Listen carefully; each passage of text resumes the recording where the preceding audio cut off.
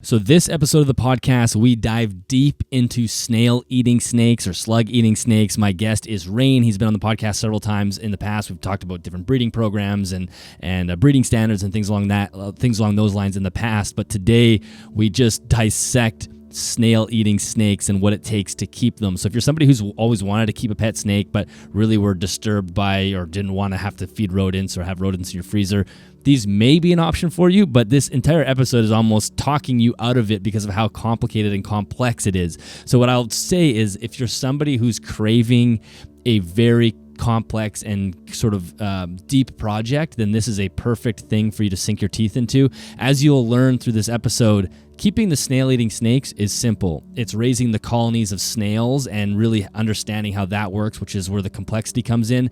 But that can add an entire layer of enjoyment, and it just something could be very fulfilling for you if you're somebody that is passionate about that sort of thing. So I'm not going to say anything further. Rain breaks down how to care for the snails, what snails he keeps, where does he find them, what you can do with them, and then the species that he keeps of snail-eating snakes as well. It's a really fascinating conversation.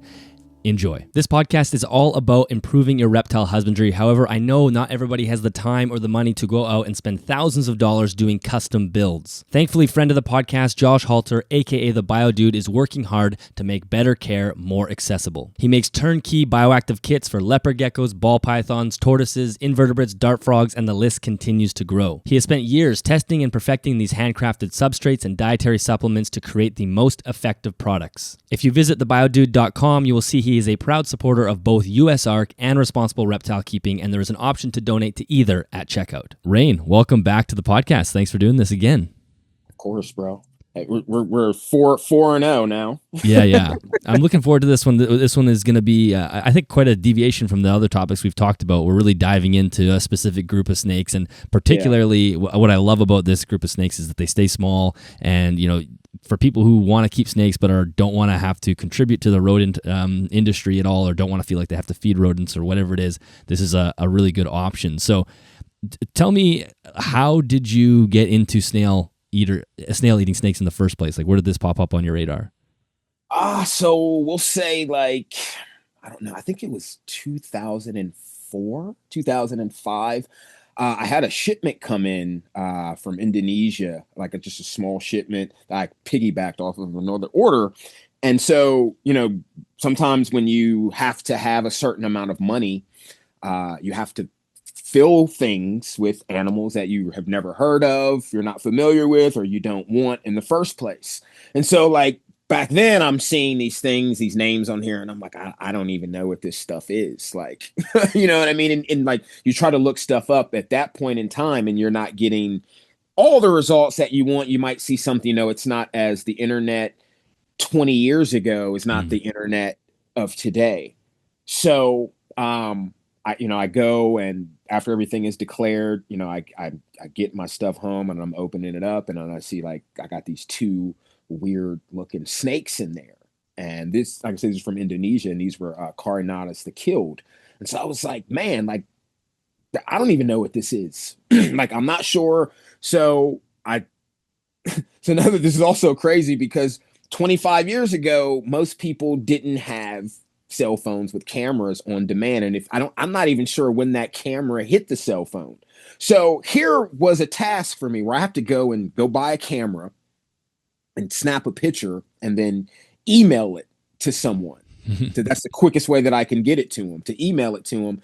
And they're like, oh, bro, I think that's, one of those snail-eating snakes. And I'm like, well, I don't know how I'm going to feed this thing because, I was just getting green tree pythons, and I got these 4 random snakes here, that were just in the order. So I kept them. I had no idea what I was doing, no idea where I was going to get snails, no idea where to look for snails, none of that stuff. So the first thing I'm thinking is like, well, I'm going to have to go, like, maybe in the backyard. Like, how do you find snails? Do you dig for them? Do you climb for them? So about 2 weeks into that, I had to go to California. So I ended up shipping them to a friend of mine. And then that was the end of the Snail-eater journey then. So like I said, that was like over 20 years ago. So last year, I had a small group of ebonales, leaf-tailed geckos, and I was like, I want to get some snails for these guys. Like, I want to get some small snails to see if I can get some snails. That way I can just to do it, just to see if I can cultivate snails. And so I believe I might have talked to you at the time when I started doing this last year. So I was in my backyard, like finding all the slugs and snail species that I could, and then also grabbing isopods and bringing them back in and cultivating them, and seeing what may or may not happen. So I started with these small, like these super tiny snails that I couldn't even identify at the time in my backyard, and some slugs here and there. Like every once in a while, I would find like an Arion slug. If anyone who doesn't know what that is, those are like they're like yellowish orange slugs, and they look like they've got like razor cuts on their back a little bit. It's most common slug you're probably going to see like I'd say like in the Northeast. I don't know how far they go after that. So I was seeing a lot of those and tiger slugs, and then a couple weird slugs that I couldn't identify. And then I was also seeing those hammerhead worms or slugs that are invasive here as well. So I was bringing this stuff in, and I had no idea what I was doing. So obviously I go to YouTube, I PDF some books, and they're not really giving me any specific information. Everyone on YouTube is like, oh, I'm taking care of helix, and that's pretty much what everybody does. It's one of one of four types of helix. So I'm like, all right, well, I don't know if this is going to work for me. So long story short, those cultivations, they didn't go anywhere. Like for about 2-3 months, they went on. I fed them what I could. I talked to other people who said that they had done it, whether they'd actually done it or not. They told me, do this, do that. And then come to find out, a lot of that stuff was just BS. It was just like, oh, I don't know, so I'm going to make it up. They told me, like, if you feed them this specific food, you can worm them and da da da da da. And like, come to find out later on, like, that was totally not true. And actually, cucumbers are like crack for slugs and snails. And if you continue to feed them that, they won't want to eat anything else. And so if you can't get cucumbers, then you're going to have a problem. So yeah, that's where it started. Like I said, it started quite some time ago, and I literally forgot that any of these species ever existed. And come to find out that there's like 70 plus, probably closer to 100 when you put all the Central South American and then the Asian species together. There's dozens and dozens of different species or phenotypes or I don't know. So it's interesting, and so we'll definitely go through that, because in the midst of this, I befriended another biologist who actually studies snail. He's in Mexico studying snail eaters right now, and we found each other randomly. I had nothing to do with snail eaters, and I was telling him, like, yeah, I got these snail eaters, and he's like, really? He's like, are you serious? He's like, let me see. And so I'm sending him pictures, and he's like, yeah, bro, I'm actually a biologist, and I'm studying snail eaters in northern parts of South America and all up and through Central America. I'm getting ready to go to Mexico because they're having like this problem with these snails. And then there's a snail eater there. I believe it's the Dipsis, which I've never owned a Dipsis. I've seen one in South America one time, but so we start like trading information immediately, and we're like, it's kind of like almost softly combative in a way, because he's telling me like one thing, and then I'm like, really? Like, well, mine aren't doing that. They're doing this, or he's like, well, we really don't know what they're doing through the day, and I'm like, well, I can tell you what mine are doing. You know what I mean? And we're just like trading information back and forth, and then like any weird behaviors pop up, I'd let him know. So like that's where it started, and acquiring the snakes was probably the most difficult thing ever. And I'm pretty much can get anything. So did you basically, like you said, you're working with the snails to feed the leaf-tailed geckos, and then did you end up having enough snails where you're like, maybe I should get back into these guys? No, so all those cultures died on me. Okay. It's totally my fault. They all died on me. The only thing I have running from that are all the isopods. I have isopods everywhere. They're in all my enclosures upstairs, and all from my backyard. None of those snails or slugs survived.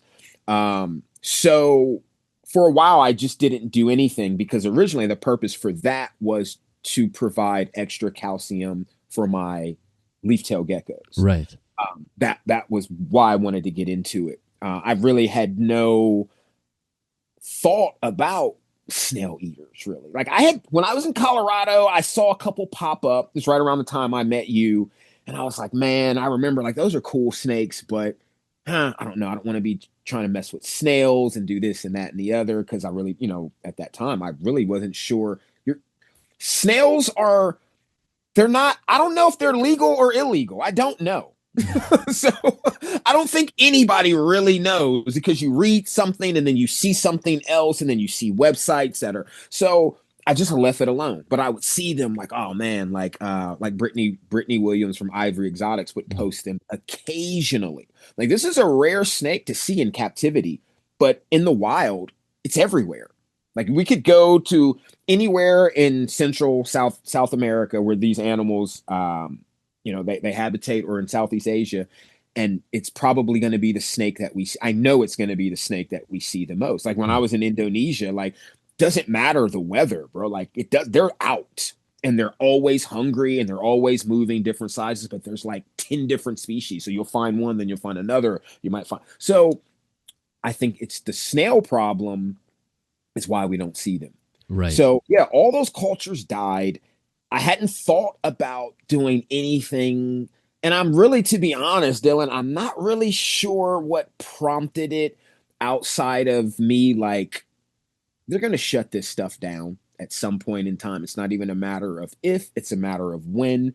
With everything, in light of everything that's going on right now, I guess my thought was I need to be able to find something that I can feed if they cut off the food supply. Because I'm thinking about it like if I were these people, if I wanted to stop the pet trade or to slow it down greatly, the first thing I would do is go after the food. If you can't breed rats or mice or any of that stuff anymore, what are you going to do? If you can't get them, then you're going to have to be breeding at home. And so I wanted to just kind of like circumnavigate like that whole market. And so I was like, okay, maybe the snail eaters are something, that'll be good for me. I've got my cobras, they'll pretty much eat whatever goes in there. You know what I mean? Like I can throw a chicken leg in there and he'll eat it. I throw a snake in there, he'll eat it. He doesn't care. So that's good. And I was breeding roaches for my Abinawis. And then I got a tree monitor. So I'm like, I need to try to, if I'm going to keep anything for myself, I have to be able to sustain it. And so snail eaters seemed like the only logical way to do that was to work with those species. So that's where I was really like, okay, let's see. Like, I already know I can get these snakes. They're not expensive. And that was another thing. I didn't want to I could easily have jumped back into green tree pythons. And then I'm spending, if I'm getting anything retail, it's like 800 to 1500 because I'm not going over that. If I'm going through my exporters, I know I'm probably going to be in like the $200 to $600 range. So, but I'm like, I don't really want to do that. I don't, I don't want to do that. I want to learn some new stuff. I've gone as far as I'm ever going to go with green tree pythons. Like, I just don't think that, other than maybe some of the newer information, like cross-pollinating that with some of the older stuff, I don't have the passion for that snake like I used to. And so I was like, I want to find that again. And so I started just like engulfing myself into these animals. And then I didn't know that there were like 70 species of cybin and dipsis, and I had no clue. I knew there were some, but and then it just seemed like the best thing to do. Like I said, I met Gregory. And so like that, like just fueled it even more. He starts sending me pictures and more information. And so I'm like, all right, bro, I'm going to do this. But I got to do it right because I've read on forums, I've talked to a couple people, and everyone complains about keeping them. And I shouldn't say everyone that has kept them, which is not very many people. They all have the same complaint that they eat way more than that they can afford or find, or they have, trouble getting snails, or just trouble getting the snakes to come in general. Like they don't come in. They're a common species. They just don't come in. And I think that's due to how they have to be fed. So I was like, whatever, I'm going to make it work. So the first thing I did was I went and I bought a little small industrial rack and I started Googling snails because I knew I could get the snakes. So I wasn't worried about that. Something that I'm telling everyone, I've been telling my clients is like, bro, you want to start a program, 80% of your program is diet and environment. So that's Mm. what I have to create. That's the most important thing. It seems like that's where everyone is failing. And, so I got this rack, I got all these tubs, and I put on my hiking boots and I walked a quarter mile to the woods to where I live. And I was looking up all the local snails in the area. And that's what I started doing, where I started foraging because at this time I had seen a couple websites with snails on them, but I'm like, man, I can't pay $20 per snail or $50 per snail. And then I don't, the other problem is these animals are wild caught. 99% of them are wild caught. There's only a couple people that have produced them, and I'm not actually sure if they've actually produced them or if these animals came in gravid Mm. and then they were captive hatched. Um, so I'm like, I don't know how big the snakes will actually be when I get them. So if I have snails that are too big, then what do I do? If I have snails that are too small, then what do I do? So the only thing I could do was try to find as many species and as many size of snails in the wild that I could. And that's what I did. And so I became like a snail expert. And before I knew it, that the snail cultivating thing took off, but I had to take it a little bit more serious this time. Um, so now I'm on websites, I'm calling people, I'm talking to people overseas. Like, I'm like, bro, can you ship snails overseas? And they're like, not legally. And I'm like, oh, okay. I'm just, like, I don't know. I'm learning. I have, like, I wonder how some of this stuff gets over here then. Um, so in the grand scheme of things, like, I had to learn more about the snails than anything else. And the amount of money that I spent, even foraging, it wasn't cheap. The following is a paid advertisement for TrueChroma by Fauna Lux. Do you ever wonder what reptiles actually see? Their visual world is totally different than ours. We are trichromats and they are tetrachromats, which means we have 3 cones, which are visual receptors for detecting color, one for blue, one for green, and one for red, and they actually have 4. Their 4th one allows them to detect color in the ultraviolet range, which is totally invisible for our eyes. What this means practically for reptile keepers is that most of the LED visual lights on the market are catered to human vision.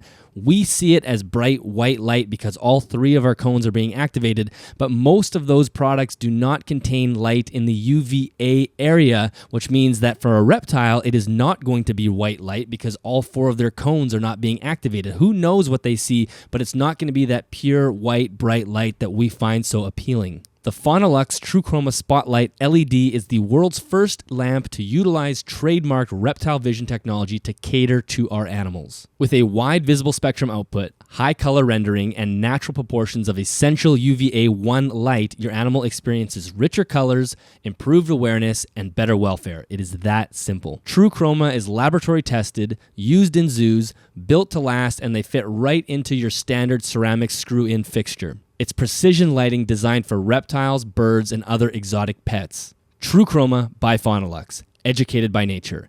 Head to fauna-lux.com to find out more. So what did you do? Like you walked into the forest and were you just starting to flip stones and just grab what you could?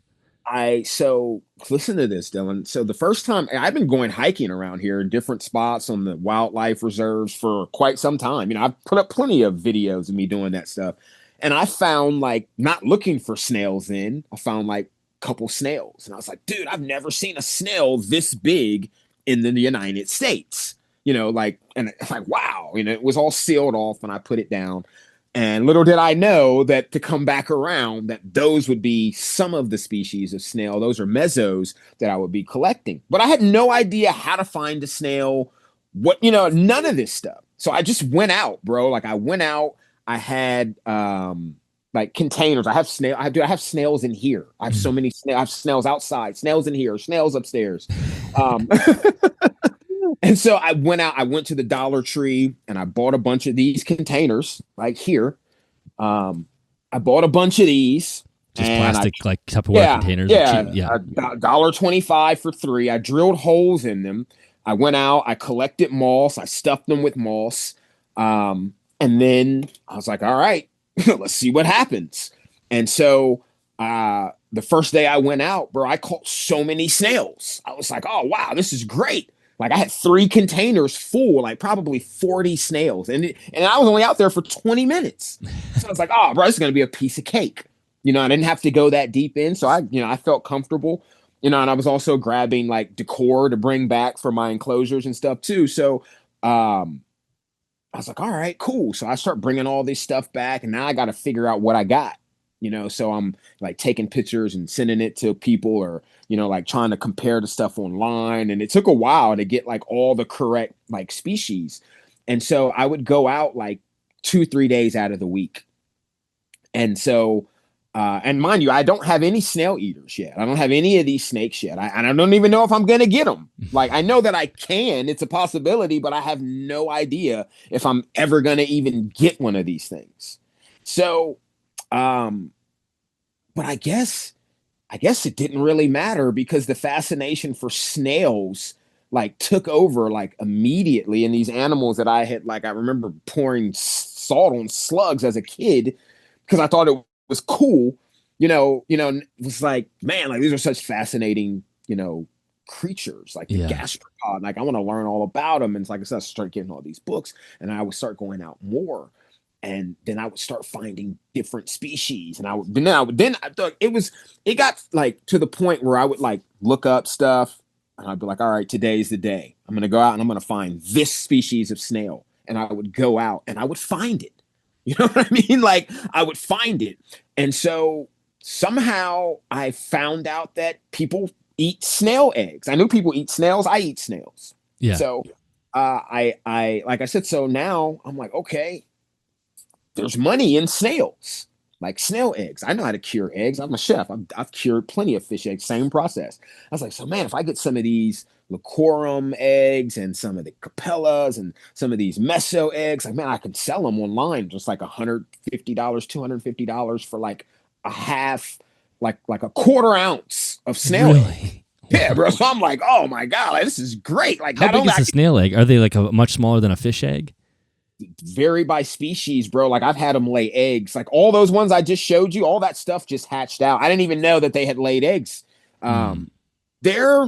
Some of them are about the size of a fish egg, and then some of them are very small, but then they have different textures. Like some are like tadpole, like not tadpole, like fish frog eggish or fish eggish. And then some are more like, actually look like trichomes on a cannabis plant when they're like milky white. You can't see in them at all. Those are generally the snail eggs. Slug eggs are more gel-like.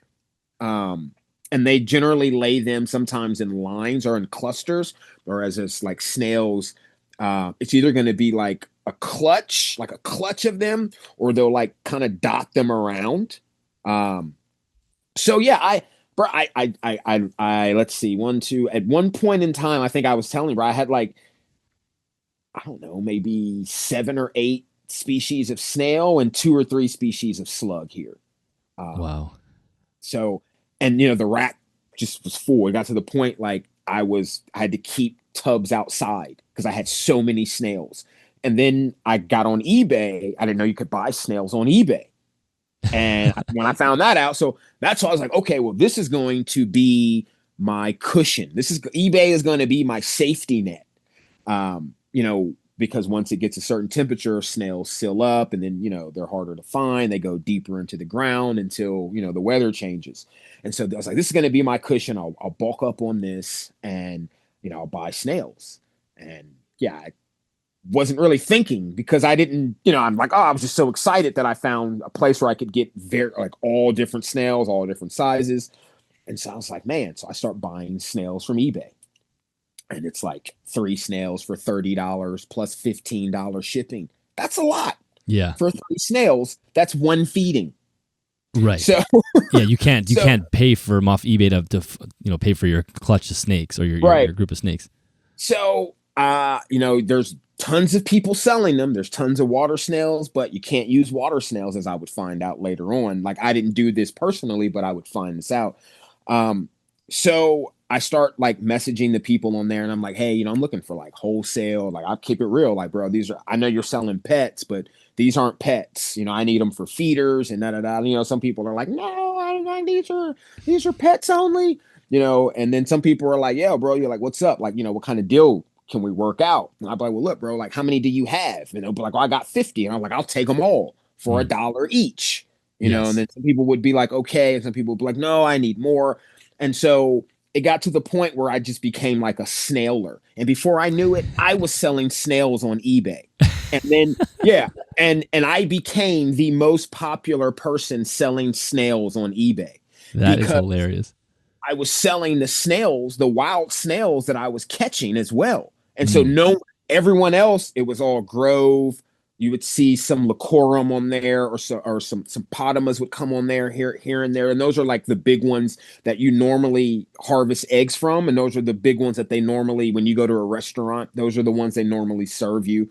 Mm. Or the Helix, or like they call it Helix asperus, but now it's been changed to Cornu asperum. But they're all in the Helix complex. And then there's another one as well that's like in between the aspera and the licorum, which is like size wise. Mm. And these are pretty like hefty size snails. So yeah, I'm selling like tiger flame snails, amber snails. I get people hitting me up and they're like, bro, I got gals, which are giant African land snails, which you're not supposed to have. They're like, bro, I got them. You want to buy some? And I'm like, I'm thinking like, man, I'd love to have one, but I was like, bro, I was like, I got too many haters. So it's like if I ever like accidentally posted that, I was like, no, I'm in, they were offering me good deals. They're like, no, bro, I'll wholesale you this. In my mind, I'm thinking, I'm like, why not? Mm-hmm. But Are they not legal to own? no, they're not legal to own. Really? Okay, because yeah. I feel like you sometimes see people keeping them as pets, and I didn't realize that was like a blanket. There's a lot of people keeping them as pets. I mean, you can go. That's to the Florida. African snail, like the African land snail, the big ones. Yeah. Yeah. You can find them. Apparently, they're in upstate New York. They've been on the list up there. I know they're in Florida, like Georgia, around there. So I think that they found this snail and they brought it back home with them on a vacation, as if I'm not mistaken, is what she told me. But I was, I had to also look at it from a perspective of I'm trying to feed animals. Maybe this is the best snail for me because, as people will see as we get deeper into this, like sizing is important, and then you have to learn the terms like nickel, dime, quarter, silver dollar size. Like that's how they talk. Everything has its lingo.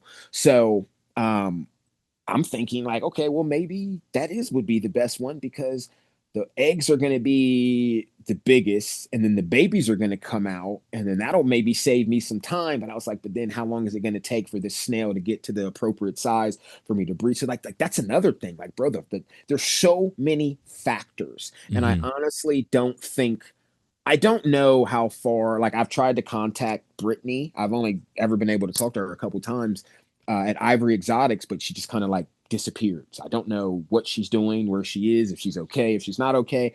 I don't know how far or what she's actually doing with them, but I have contacted someone who bought some Snail-Eaters from her, and then they got rid of them to go do music. So I was like, dude, do you know who you sold them to? He's like, nah, I don't remember.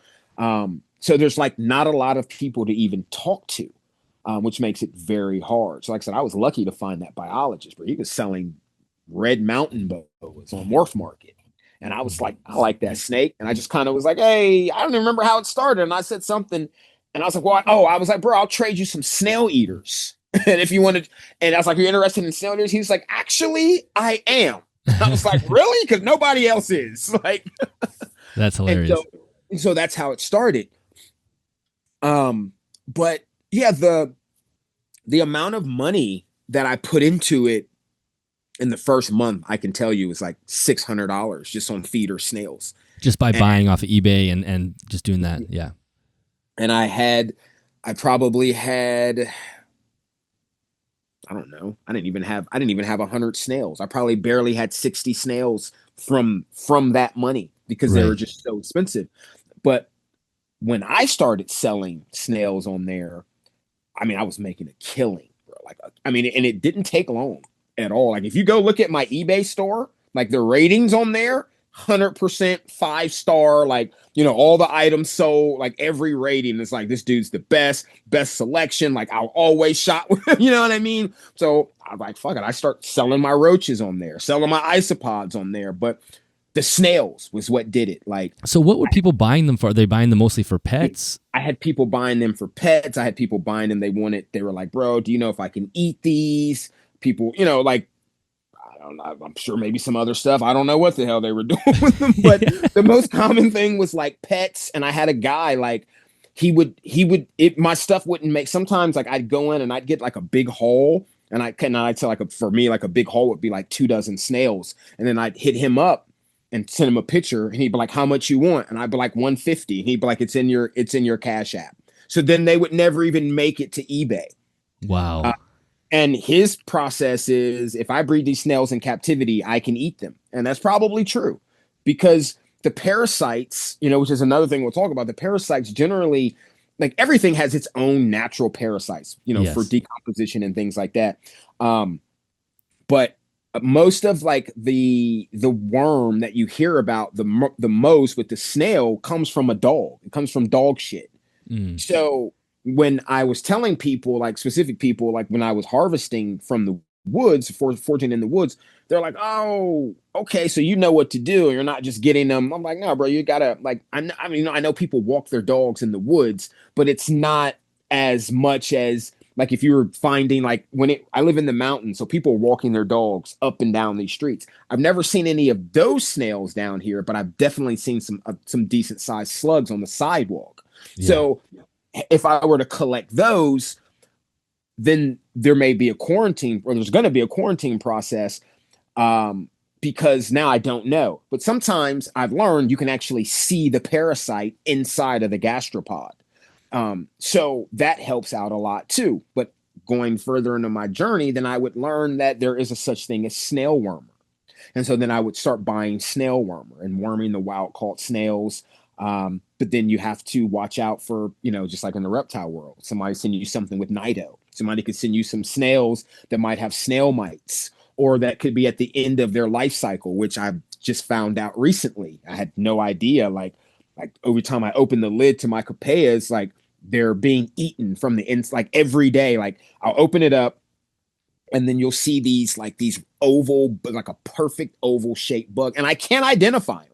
I've looked up everything that I can. They're not snail mites, because snail mites attack all the snails. These things are only attacking what I am, and this is just an assumption, snails that are coming towards the end of their lifespan. Because they're not on all the other snails. They're not. And I've seen them eating the lettuce and the carrots and the snail wormer. The snail mite wouldn't eat the snail wormer. The parasite, they wouldn't eat the snail wormer. So I'm just guessing that is the natural decomposition parasite of the snail. And that is just a guess.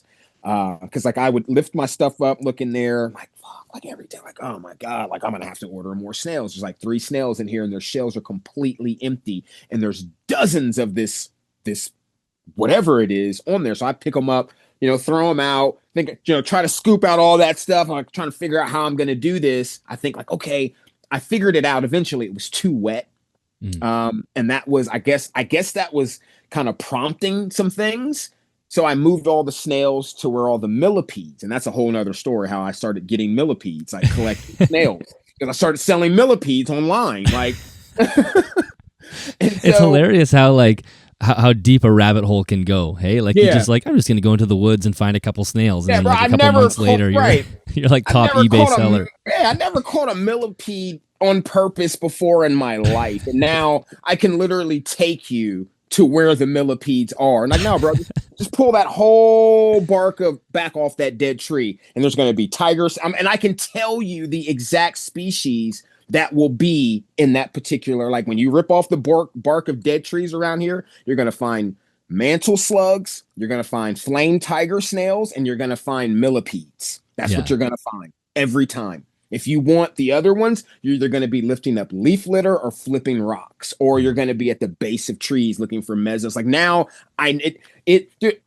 was out there so much, I had to keep going deeper. Like I was like, dude, I'm probably gonna have to stop taking snails because you're clearing the place out. It was getting harder for me to find them.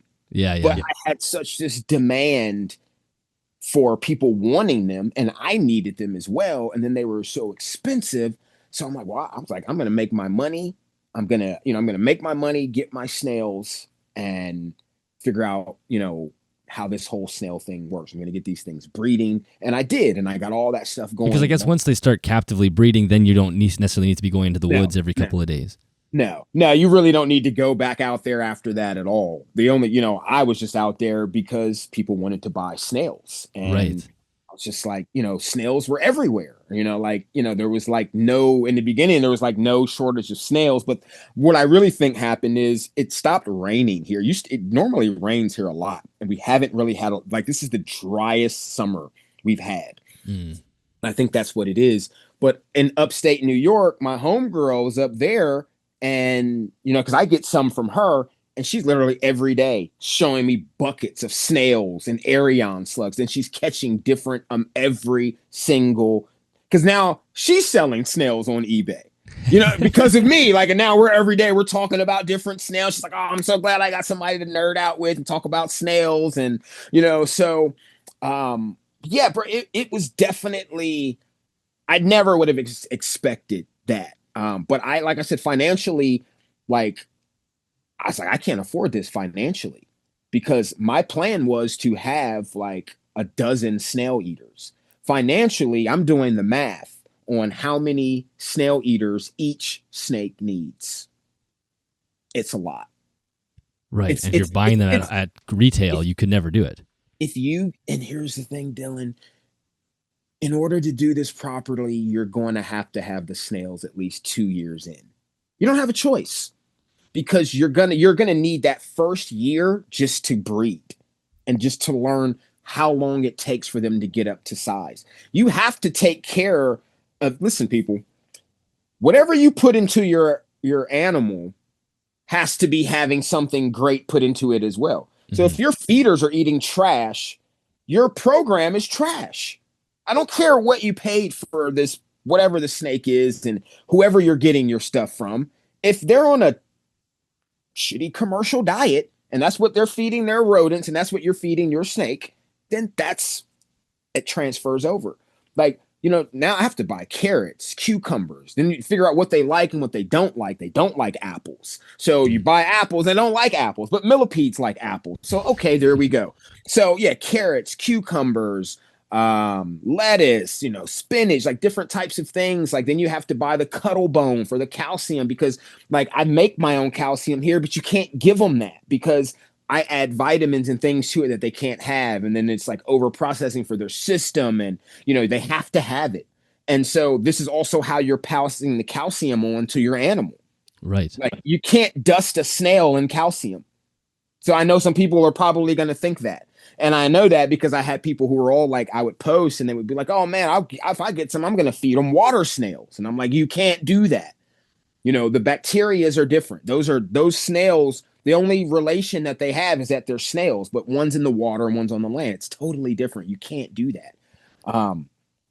But yeah, you're going to need a lot of space. You know how many babies different species of snails can have anywhere from, like, I have ruminas here, and that's probably one of the fastest producing snails ever because it is a predatory snail that eats other snails. And it only lives, I think, for 2 years or a year. One of the two, I think it's 2 years, but they reproduce every 30 days. Wow. And they're voracious, bro. You put another snail in there and they're on it. But they'll eat other stuff too, but they like snails and they'll gang up on licorums. That's what they brought them over here for, to control other snail populations. And so I got them because, one, they're cool. It's a snail that eats other snails. So I got them, one, and it's funny, I haven't seen them for sale since. I haven't seen them for sale since. So I'm not even sure if I'm supposed to have them or not. Like, on the West Coast, you're allowed to have them. If you're in certain areas, you can release them to control the helix problem. But you go and try to find some for sale, you're gonna have a hard time. I just had a guy had 3 of them on for sale for eBay. I was like, oh man, they eat other snails. I was like, I'll take all 3 of them. That was probably one of my fastest selling snails. Like, they pop out the babies, they breed fast, they hatch fast, and they're doing their thing. Like I was selling them like 5 at a time, like bundles of 5s, and people were buying them like, like crazy. But you're going to need some time ahead. Like, Right. do not get okay, you want to get one snake? Cool. Keep it at one. But if you're like, oh, I want to breed these things, then you are going to have to see if I can. You're going to have to. Let me get some better lighting in here. You're going to have to. 2 years. 2 years, man. Like I kid you not, because a year was not enough time, like for me at all. What if I sit closer? It's probably just the windows overexposing the lens. There's no here. Maybe if I turn this way, that'll be a little bit better. Close this. All right, let's see. So yeah, a year was not enough time, bro. Like at all. And so the reason I found out it was not enough time is because it's like the sizing. You have to figure out. I don't know how long it takes a snail to get from stage point A to point B to point C to D to whatever the final level of Super Saiyan is. I don't know. Yeah, exactly. You know what I mean? Like I have to wait to find that out, but it takes some time. And people say, you read stuff and it's like, oh, about this time, but it's also about how you're feeding them, the environment. So you're literally taking care of a whole nother animal. Right. And it's a lot of work. You have to you have to clean like 80% of the poop, but you can't clean all of it because they need the bacteria. Like there's so much stuff that goes into them. If the temperature is too warm or if it's too cold, they'll seal up. They'll go into hibernation, which can be a good thing when you don't have a ton of snails, or you like, oh, I'm gonna just go ahead. Like what you can do, like there's so many things. There's so many aspects of snail keeping. It's like you can feed them and then put them to sleep, and then they'll have the contents in their stomach. So when you wake them up 2-3 months down the road, so that's one feeder right there. That's a good thing about that is they don't have to eat every day. They don't have to eat. You could not feed them for 2-3 weeks and they'll be okay. You know what I mean? There's no other feeder on earth that you're going to get that from. Right, exactly. But they're extremely sensitive. Like I said, it would get too warm in that room and I'd come in there and they'd be all sealed up. So the food that I put in there that night, they really didn't eat a lot of it. So now I got to wake them up, spray them down, wake them up and get them moving again. And they love to eat. You put them near food and they just start eating. And so I'd let them eat for a day and then I'd go off and feed. So it's like I'm getting to the point where I'm like, bro, these snails are a lot of work and they're expensive. And I'm still buying and I'm still selling snails all at the same time. And now I've got Grove, I've got Mezzos, I've got Flame snails, I've got regular tiger snails, I've got amber snails, I've got 3 different types of helix, I've got Raminis, I've got Arions, I've got mantle slugs, which people love mantle slugs. Like I sold a ton of mantle slugs. Mantle slugs, tiger slugs, hairy snails, like, yeah, just crazy amount of snails, like species and snails that I had here. And the snakes don't care. They do not care. They'll eat whatever. They'll eat whatever. The best part about providing high-quality reptile husbandry is you get to develop a long-term relationship with your animal. Meet Jackson, my 18-year-old crested gecko. Jackson lives on the BioDude's Fauna substrate, which is one of their substrates that's specifically designed for warm biomes and humidity spikes. Like all other BioDude substrates, it contains organic content to help support the plant life in Jackson's vivarium. It also holds moisture very well, which means humidity is never an issue, even in my dry climate. Another favorite of mine is the BioDude's Bug Grub. This is a supplement powder made from natural ingredients like carrots, beets, spirulina, oats, and potatoes. Everybody knows how important gut-loading feeder insects is, and this simplifies it for me and allows me to be confident when I feed both Jackson and my tarantulas that they're getting the nutrients they need to thrive. Also, if you have a lot of babies right now, this is a great way to help fortify the diets of neonatal reptiles. The BioDude has a ton of great educational content on both his YouTube channel and the website, all about bioactive care, and it's just one of those brands that's doing their part to push herpetoculture into a positive direction and give reptile keeping a better name. So I want to jump into the snakes right away, but I'm just curious, out of, if you were to compare keeping and breeding snails and slugs to like other feeders like crickets and like roaches and things, some of the biggest complaints with those are A, escapees, like having to deal with things escaping, and B, the smell, especially with crickets, like they just stink. I'm curious, with snails, do you have issues with them getting out, and do you have any issues with smell? I only issues I have with them getting out is when I'm high and I forget to close the top all the way. And the little babies, like you definitely have to be careful, like if you're breeding, like how big you drill your holes. Because like I've come out in the morning on the porch to smoke, and like all the babies are up on top of the cage because they've come through the holes that I've drilled out, right? Because it's that time of morning where they're like, oh, it's time to get up, move around, let's go eat. And so then you're like, and then it sucks because their shells are like paper. Right, you can't even pick them up. I've killed dozens of them. Like you gotta learn, but you gotta kind of like try to shimmy them and just kind of scoot them a little bit, and then kind of like dump them back in there, like without hurting them, because like the way I found out was, I opened the lid up, and when you open the lid from the back, it puts pressure on the back end. As soon as I opened up, I heard crunching, like.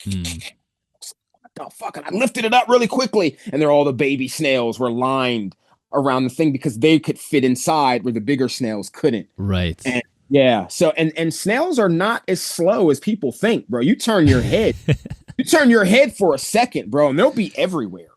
You know what I mean? They are not slow animals. Maybe in the animal world, like in comparison to certain things, but they move, bro, and they're strong for their size. Like they're strong. So yeah, no, it's I would say it's in some ways like it's no smell. Cleaning is not as much, definitely, like, because like I said, they need the bacteria in that soil. So you can't do a full clean on them. You're doing a lot of spot cleaning. Like I said, but once the temperatures get to a certain point, this is where you run into the trouble. Like you've got to figure that out, because if you need to be breeding constantly, if they keep going to sleep on you, like they'll breed and then go to sleep because of the temperature. So they'll be pregnant the whole time. And then when they wake up, they'll go and lay eggs. If you don't have the right amount of dirt, at least an inch, they won't breed for you. Gotcha. So, but you only need one. That's the thing. You only need one snail to breed. You don't need two. People sell them as pairs, and I'm like, bro, that's a sales gimmick. They're hermaphrodites. They're hermaphrodites. Right? Yeah, you just need one. They will breed with each other, but then neither one of them wants to be the mother. So it's like funny to see them like kind of fight, trying to like insert their thing into each other, because neither one of them wants to carry the eggs, but one of them's got to do it. Either way, they're just gonna get pregnant anyway. Yeah. So yeah, they're such a weird creature, bro. They're such a weird creature, but very, very cool. Well, I think what's cool about it is, I think it would be hard to develop such a passion about doing like breeding and raising crickets, for example. I mean, that's more of like you have to do it. But if somebody is kind of a nerd and they want to have like a deep project that they can really sink their teeth into, keeping snail-eating snakes is almost a perfect one because of how much extra work goes into the snails, and you could actually enjoy that process, whether it's collecting and breeding and learning all that. They become like a pet and a project themselves that are just running, parallel to the snakes that you're using to feed them to. Right. And see, that's the thing is like, I'm going to go upstairs. So that's the thing is like, it's definitely, you're going to learn. You don't have a choice. Like you're going to learn. Because in order to keep these snakes alive, you got to keep the snails alive. You know what I mean? And you can't slack off on them at all. And you have to learn like how many you can keep together, because they like to be together. But there's a such thing as overcrowding, which what I found out with my first cultivations is, overcrowding shit. So, you don't want to do that, because too much bacteria is going to start causing problems for you. So when in the sense, perfect, we'll sit it right on top of the snail-eater cage. There we go. And so, you're going to need some books, some PDFs. There's not much information on YouTube. It's all going to be like basic care for like helix stuff. And that's, and that's pretty simple. You don't need to watch YouTube for that. But yeah, because one, washing your hands, gloves, like if you don't have regiments and if you're not clean, this is not the, and I say that, and obviously, I figure majority of people I think that come here are pretty. That's why they come to this channel and not some of the other ones. But if you're a dirty mofo, this is not the snake or this feeder for you. Yeah, yeah. Like it's not. Like if you're lazy, like this is no. You don't do it. Just don't even do it, because you're going to be spending a ton of money and you're going to be upset because you spent this money and you're lazy. So now you're mad at the snails because you've got to do snail stuff. Yeah, yeah, exactly. But that's kind of how it works. For sure.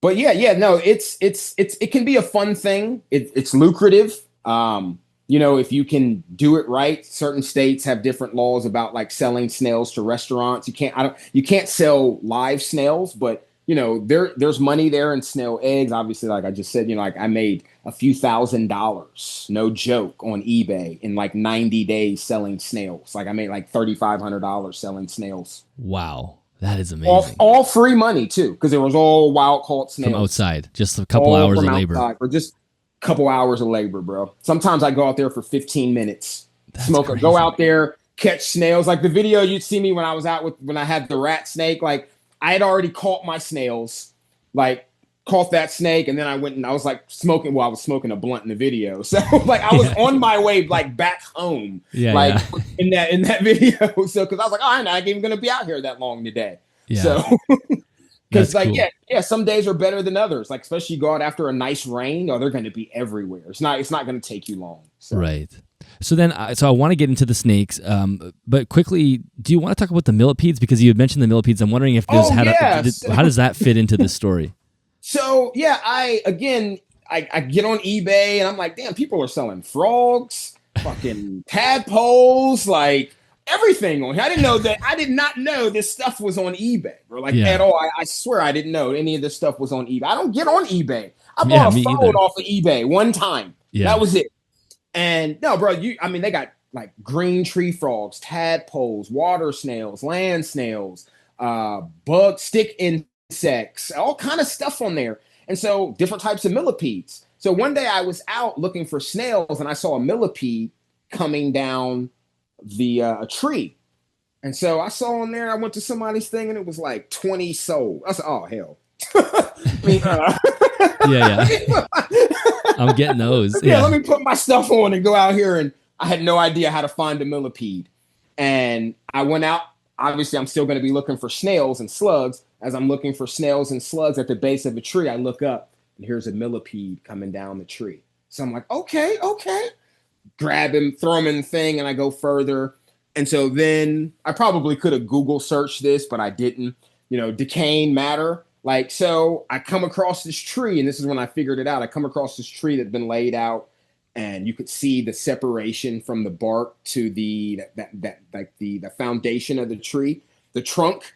And I just peeled that off, and millipedes by the dozen and flame snail. I was like, that's where all the flame snails have been hiding.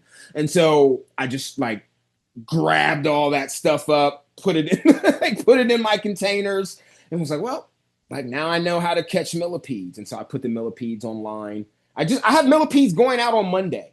Wow. So the millipedes were just to sell them. Like they're not part of the snail world or Snail-eater. You know what? I got them. And then I found this snake that like the Snail-eater, like that almost no one knows about. No one keeps it except for probably some of the same people that I've already mentioned. And it only eats millipedes and centipedes.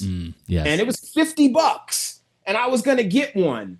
But I was like, last time I bought something from them, didn't go very well. So you have to wait for it to come around to someone else. So I passed on it. And then I saw someone else also selling the same species, but I knew that they got it from them. So I passed on it. Because I'll tell that story anyway. That's what happened with my Piraeus. But yeah, bro, it's I just got them and people wanted to buy them. I had I probably have 4 dozen outside right now. And are these just the normal like garden millipedes? Normal eastern millipedes, bro. Like they dead wood, and I'll throw I'll cut an apple so it'll start oxidizing and throw it in there. Within like 5 minutes, they're coming up out of the dirt. Like I got videos of them. Like it looks like it almost looks like what is that? The thing from the alien from Alien. Like they're all just on this thing, just like covering Yes. it. It just looks so out of this world. I But used to yeah, have a huge population in a day gecko enclosure, and I didn't like them. But I think they were probably fine to be in there. They're actually a good cleanup crew bug, but there was just so many of them, and I would just put cucumbers down in the night, and in the morning I'd wake up and it would be just like that. They'd just be crawling all over, and I'd pull the cucumber out and I'd just chuck the thing outside or throw it in the garbage to get kind of reduce the population. But yeah, they just swarm food. Yeah, they definitely do. And they're always like, you'll see like a couple snails together here and there, but those things you always find them in groups. Like always find them in groups. So, and then there was some other bug out there. Don't even know what it's called, that looks kind of like a millipede or centipede. People were even selling those on eBay. I'm like, who the hell would want that? Yeah. I guess at the end of the day, who cares, right? If you can sell it to somebody, it's like, go for it. So, well, why don't we talk about the snakes? So, like you said, this is a huge project. Like you spent like a year or two kind of getting to this point. Obviously, you got to your colony of snails up to a point where you felt confident that you could breed or that you could feed snakes without having to spend like $40 a meal on each of them. Yeah. So tell us about getting to the snakes, and maybe we can kind of start talking about the different types of snail eaters. So once I was like, this is what I'm doing, I just figure out like what species, if any, I'd even be able to get. Like, I know everything right now in South America is coming out of Suriname. So it's like I'm going to be limited probably to maybe certain dipsis and maybe and probably Cybin nebulatus. Maybe you get lucky and get something else. Maybe I don't get anything. I knew I was going to have better luck in Asia with the species over there. So I just started looking around, like trying to see what was what, but it's always like, it's very rare when they come in. There's only a very small number, like normally less than 2 dozen, if that. And this is like, you might see like 4 or 5 blunt heads come in, and then maybe 4 or 5 Piraeus come in, and then 1 Cybin, and then nothing for 2-3 years after that. Because for a while, like 2022 to now, less than 20 of those snakes have come in. That had been, let me say this, that have been posted. Right. So if they have come in, then they went to someone else, but I doubt it. No one's ordering these snakes, bro. Like, and I'll talk about that. With even the importers are telling me, this shit. So, I was like, okay, so let's figure out what I'm going to be able to get, how I'm going to set these things up. Like, I definitely want to get some stuff from Indonesia. So, like, the first thing I did was I called Dan. First thing I did, I called Dan. I called my other importer. I'm not going to name because, everyone knows what Dan does. But I don't want people because most people don't know that he does this. So I don't want anybody. And it's crazy because a lot of y'all follow him. So I call him, I call my guy.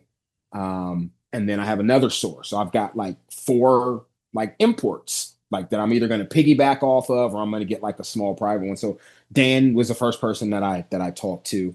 And because he had actually last year had posted one of the rarer species of the Athodonipsis vertebralis on his channel. And I was like, man, I need that. I need that. I have to have that. And so he was like, yeah, I'll probably be able to get some of these over. And he's talking about the video. So I screenshotted that and I sent it to Dan. And I said, Dan, can you get me these? And he said, yeah, most likely. He said, I'm pretty sure I can. He said, it's going to be, it'll just be for you because, nobody else really asked for this kind of stuff. He's like, but I do have a couple people that, I'm doing like little private orders for. So I'm like, all right, well, let me know. And this was a year before. I talked to Dan a year before. So, because it was the end of the season was over when I'd asked him. So that stuff was done. And I was like, all right, well, for next year. So I waited a whole year. And so when the time come around, and Dan will tell you, I bug him, see me, I want to pay you up front.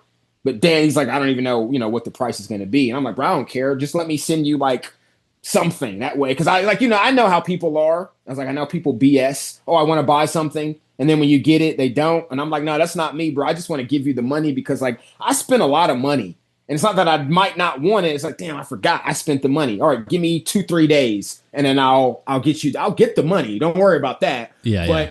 But I just like to pay it, like set it and forget it. You know what I mean? I've already paid it. He'll let me know when they come.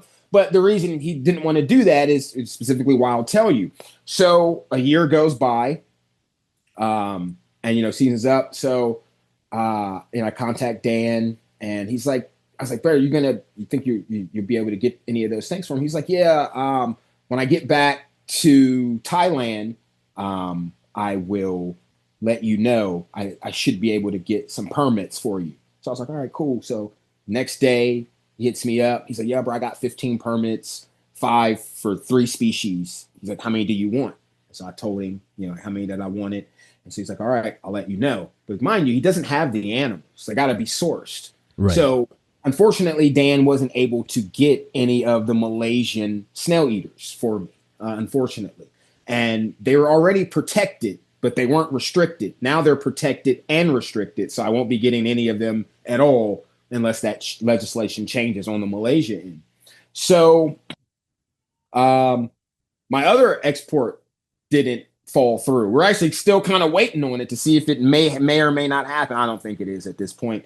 But so that one didn't fall through. The third one came through, but I was only able to get 1 snake. By the time I went back to go and do anything else, they were all gone. The next import, I was able to get 6 Piraeus carinatus, which was like my target species. Unfortunately, I had to go out on a limb. I didn't have a choice. Right. And I bought them from somewhere against my better judgment. But, I've already put all this money in. I've got all this stuff set up. Oh, and before that, so that was the first snail-eater that I got, this Sibin over here. That was the first one that I got, and I've had her for quite some time.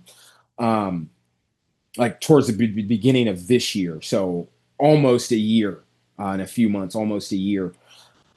So I'm like, I've spent all this money, and I'm like, well, it's hit or miss at this point. So I order some, and then someone else posted some. The same person that I was talking about that posted the other species from the same place. I knew that's where they came from, but I bought it anyway. Right. Well, that one never made it to me because it died, because they were feeding them water snails. And you can't do that. And so all snails are not alike. So I never got that particular one. And then the other 3 are in my freezer right now. One came dead, and then the other ones within the other 3 within, so what is that? 1, 2, 3. So the other 4 within 2 weeks, they all died the same day, same time, like clockwork. And I'm pretty fairly certain it's because they were being fed water snails, and I know that lady was probably told that was okay. And so how they're doing it is they'll get like, I don't even know if I have it on the floor, right? So they'll get like this dish like this, right? And because it's pretty shallow, and so they'll just put just a little bit of water in there, just enough for the snails to move around and feel comfortable in, and then the snakes will come down to pick them off, eat the water snails. But the bacteria is different, and things like these snakes are processing bacteria of land snails. Right, exactly.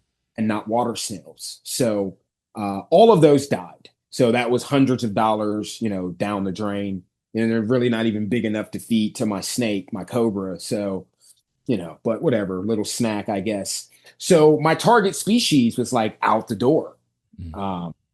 So I go back and I try to do one more export, but it's not happening. So I'm like, all right, well, I've got my Sibin, I've got my Alpopotura. I know I'm going to get some more of the Alpopoturas. Sibin, the chances of me getting another Sibin is super low.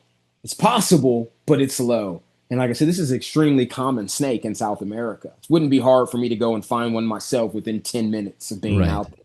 They just don't come in. just don't come in because no one's asking for them. And so when I was talking to Dan, he was like, well, nobody's really asking for this stuff. So, he's like, oh, obviously I'm just doing this for you, the only person asking for this. And even my other people, they're like, you're the only person that wants this stuff.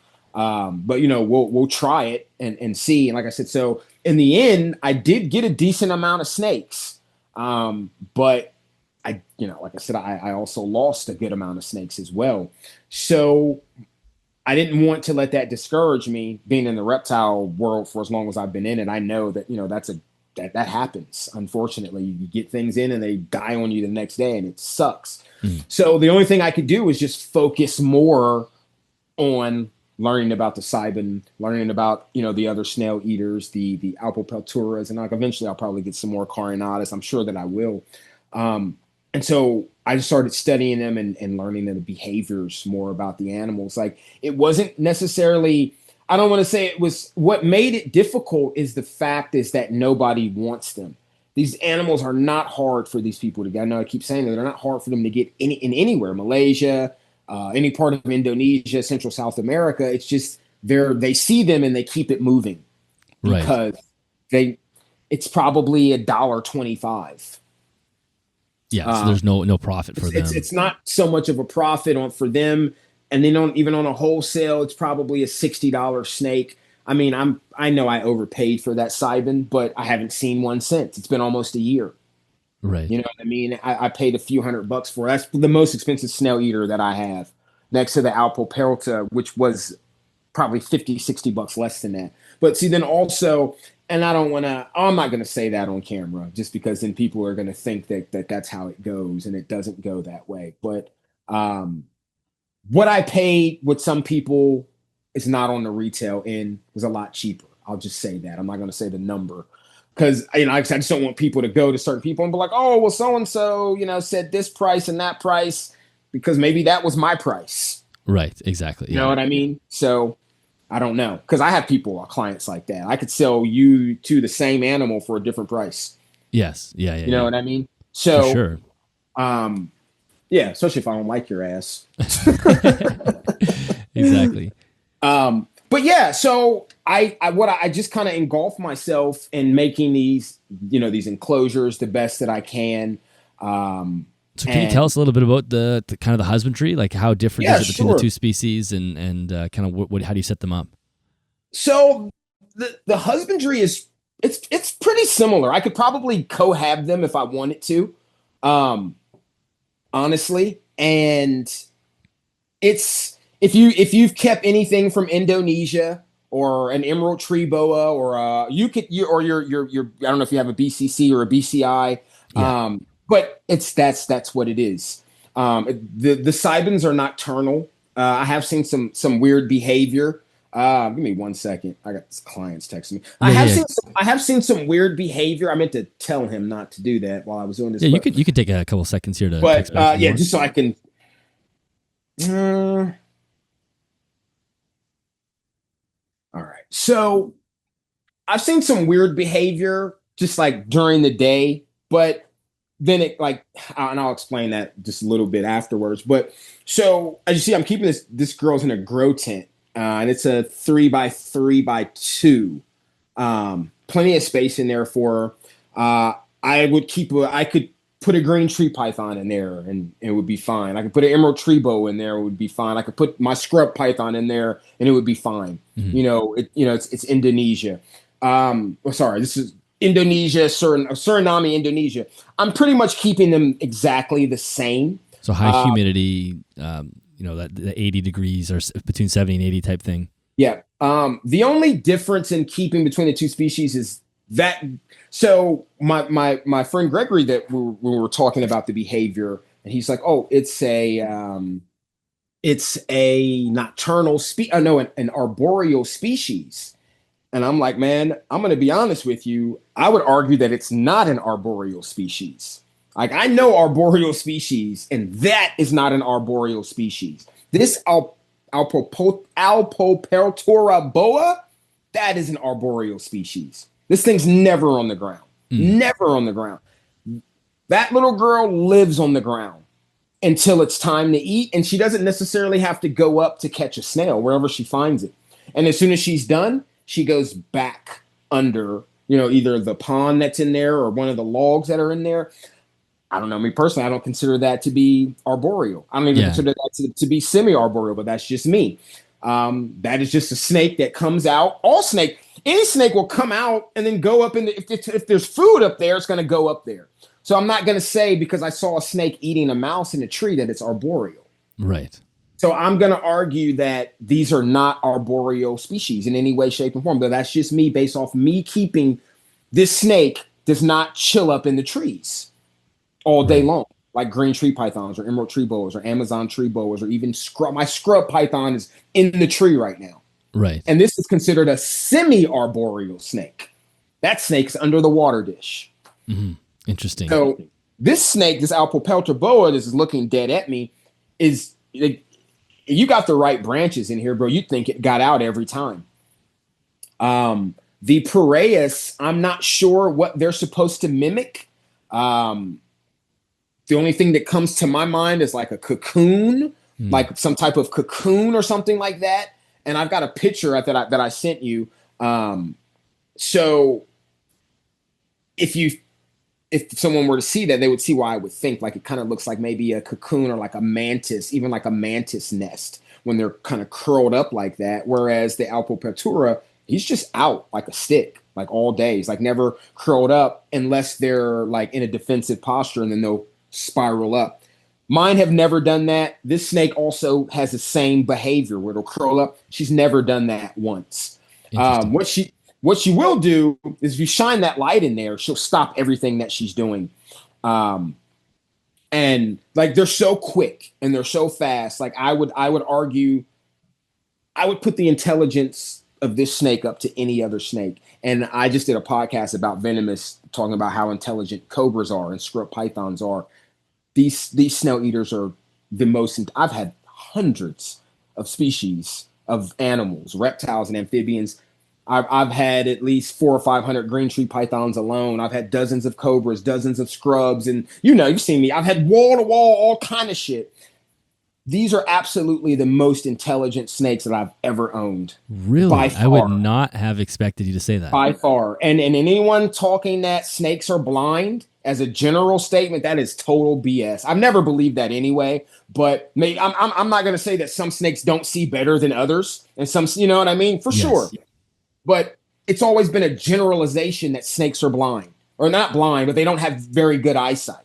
That's why, snakes don't see that well. Well, okay, maybe all the other snakes don't, but these suckers sure do. All the snail-eaters do.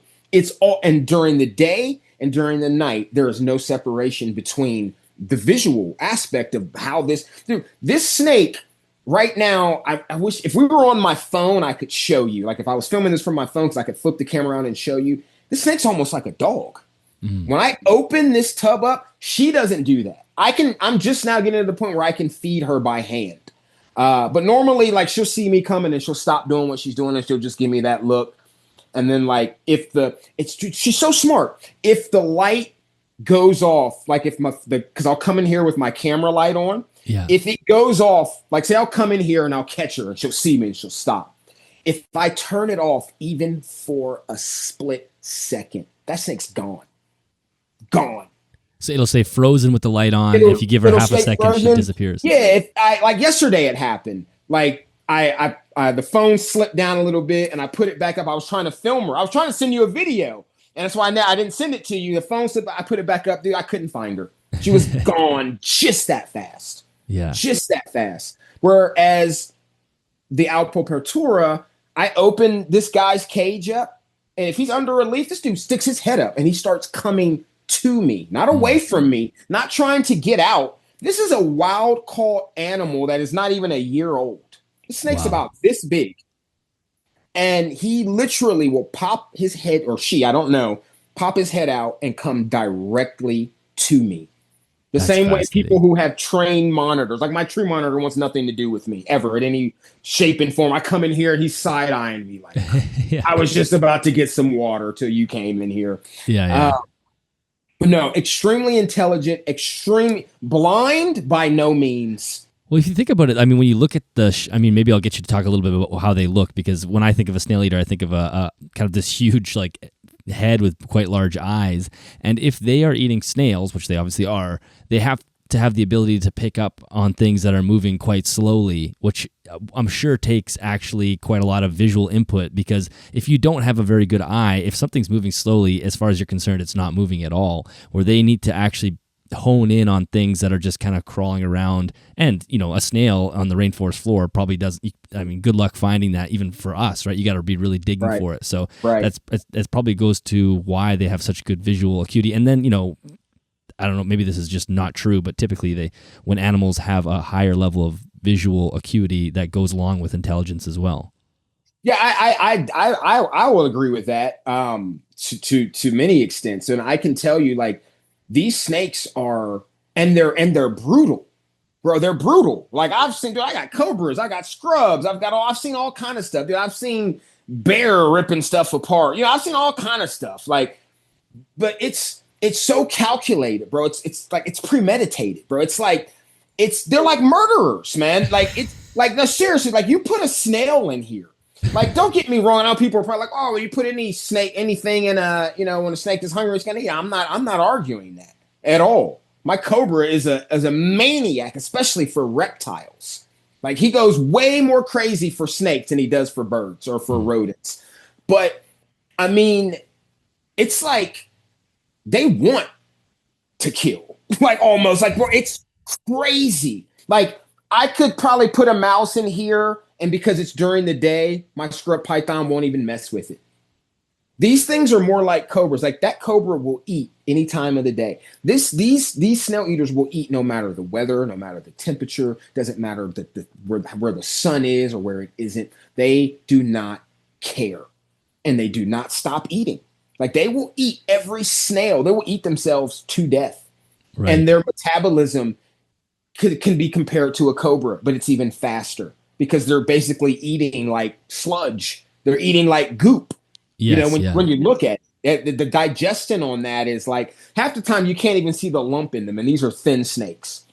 But they're brutal, bro. They're beasts. They're strong to be such a flimsy looking snake, and they're smart. Like this, she wrestled yesterday. I fed her 2 groves about this size. 2 grove snails about that size. Like and the size of a marble almost. Yeah. So this is what they call a dime. That's a dime size. So I fed her 2 of those. Like, she got one. I fed her one like out of my hand. And then the other one, you know, like I said, snails like to seal themselves off. So the other one, I guess at some point sealed itself to the branch, or was attempting to. So I'm gone downstairs. I'm doing my thing. Wake up the next day. I come up in here to, you know, change water, and, you know, because we change water regularly around here. Not every 3 days. So, or 10 days or 20 days or whatever. So I come in and I notice, like, her back end is out of this log, and she's generally under the pond. And so I'm like, I hope she's not dead, because, you know, it's how it goes sometimes. So I'm like, I hope the snake's not dead. So I unzip the tent and I stick my hand in there. Sure enough, she's not dead. So when I touch her, her other end comes out of the log, and she's got that snail in her mouth. Now I'm thinking, I'm like, this thing doesn't even come out during the day. So dude, she would been wrestling. I guess she prodded and poked at it until she flipped it off the branch, and then tried to dig it out of the shell, but she couldn't get it because she couldn't get her jaw in. So for 13 hours, she wrestled with that snail. Wow. For 13 hours during the day, bro. Like, I came back, I noticed this at 10 in the morning. I came back in here at 1. She was still in the same position with trying to get that snail out. Wow. Half a day. So like, do they not eat the shell? No.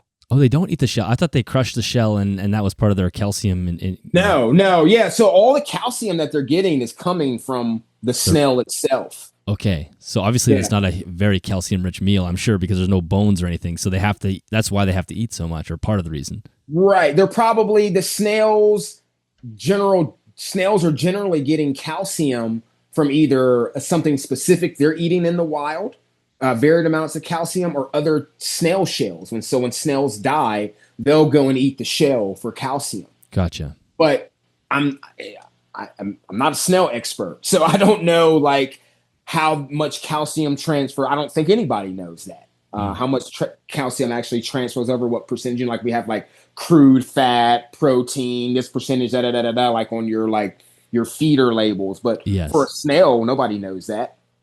Interesting. So So how often do you feed them? Like, what's the feeding regimen for these guys? um, I kind of have to like it's in the wild. I couldn't keep up with it, so Like I have they're eating every day in the wild. they're pretty much they're probably if not every day, maybe not every day, but maybe some of the bigger ones. Um, I would say they're probably eating 4 days a week in the Yeah. wild Okay. for sure. They're always out. You know what I mean? Like, snakes will eat and then they go and chill until that meal is done and then they go. Not these ones. They just go. But I had to do, like I said, because financially it was going to be a burden, and I thought I was going to have a specific amount of snakes. So I was doing like 3 snails for 3 weeks, and then get a week off because nothing in here gets fed 4 times a week. Nothing. Right. I've never done that. You're not going to get food every week in the wild on clockwork. So you're not going to get that here either. You get 3 weeks and it could be random. This week you get fed, that week you don't get fed. You get fed for 2 weeks and you don't get fed for a week. Maybe you don't get fed for 2 weeks and you get extra this week. I've always run that. So 3 snails a week for 3 weeks per animal. That's a lot. It's like Right. 100 snails per animal a year. So I Yeah. got 12. I wanted to have 12 animals here. It's a lot of snails. I need more space for snails than I do for snakes. So the main part of the husbandry is the snail. Right. The main part of the keeping snail eaters is the snail. It's literally nothing to keep a snail eater. You see, I got a tent, set it up. She's been in there thriving. I assume she loves it in there. We always say that, oh my God, they love it. Like, do they? Maybe they do, maybe they don't. I don't know. Yeah. They never tell me. Yeah. So they don't really think they don't really have a choice. So, but I mean, I guess if I have to be in captivity, I'd want to live in there. There's plenty of snails coming in, plenty of places to hide. You got a pond with fresh water daily in there. So, seems like a great place to me. But yeah, that's the easy part, bro. Like there's more so information to talk about as far as like behaviors and making sure that you can provide the correct environment. Like I said, if anyone is keeping anything from Central South America or Southeast Asia, then you can easily keep the snake alive outside of the snails. We're strictly taking the feeding part away, but the environment is easy to set up. But what happens when you can't get the appropriate size snails? Right. You're screwed. Like how do you say, like, when you're looking at the size, how do you know what size the snake should be fed? I mean, obviously that's another problem. Right. That's another problem. I've got probably 3 dozen varied size snail shells right here. Like this was one. Here, this one. Here's a spiral. Here's a hairy snail. There's another capella. Here's a flame snail. It's like Forrest Gump. Yeah, like that's an empty flame snail shell. Oh, that's cool.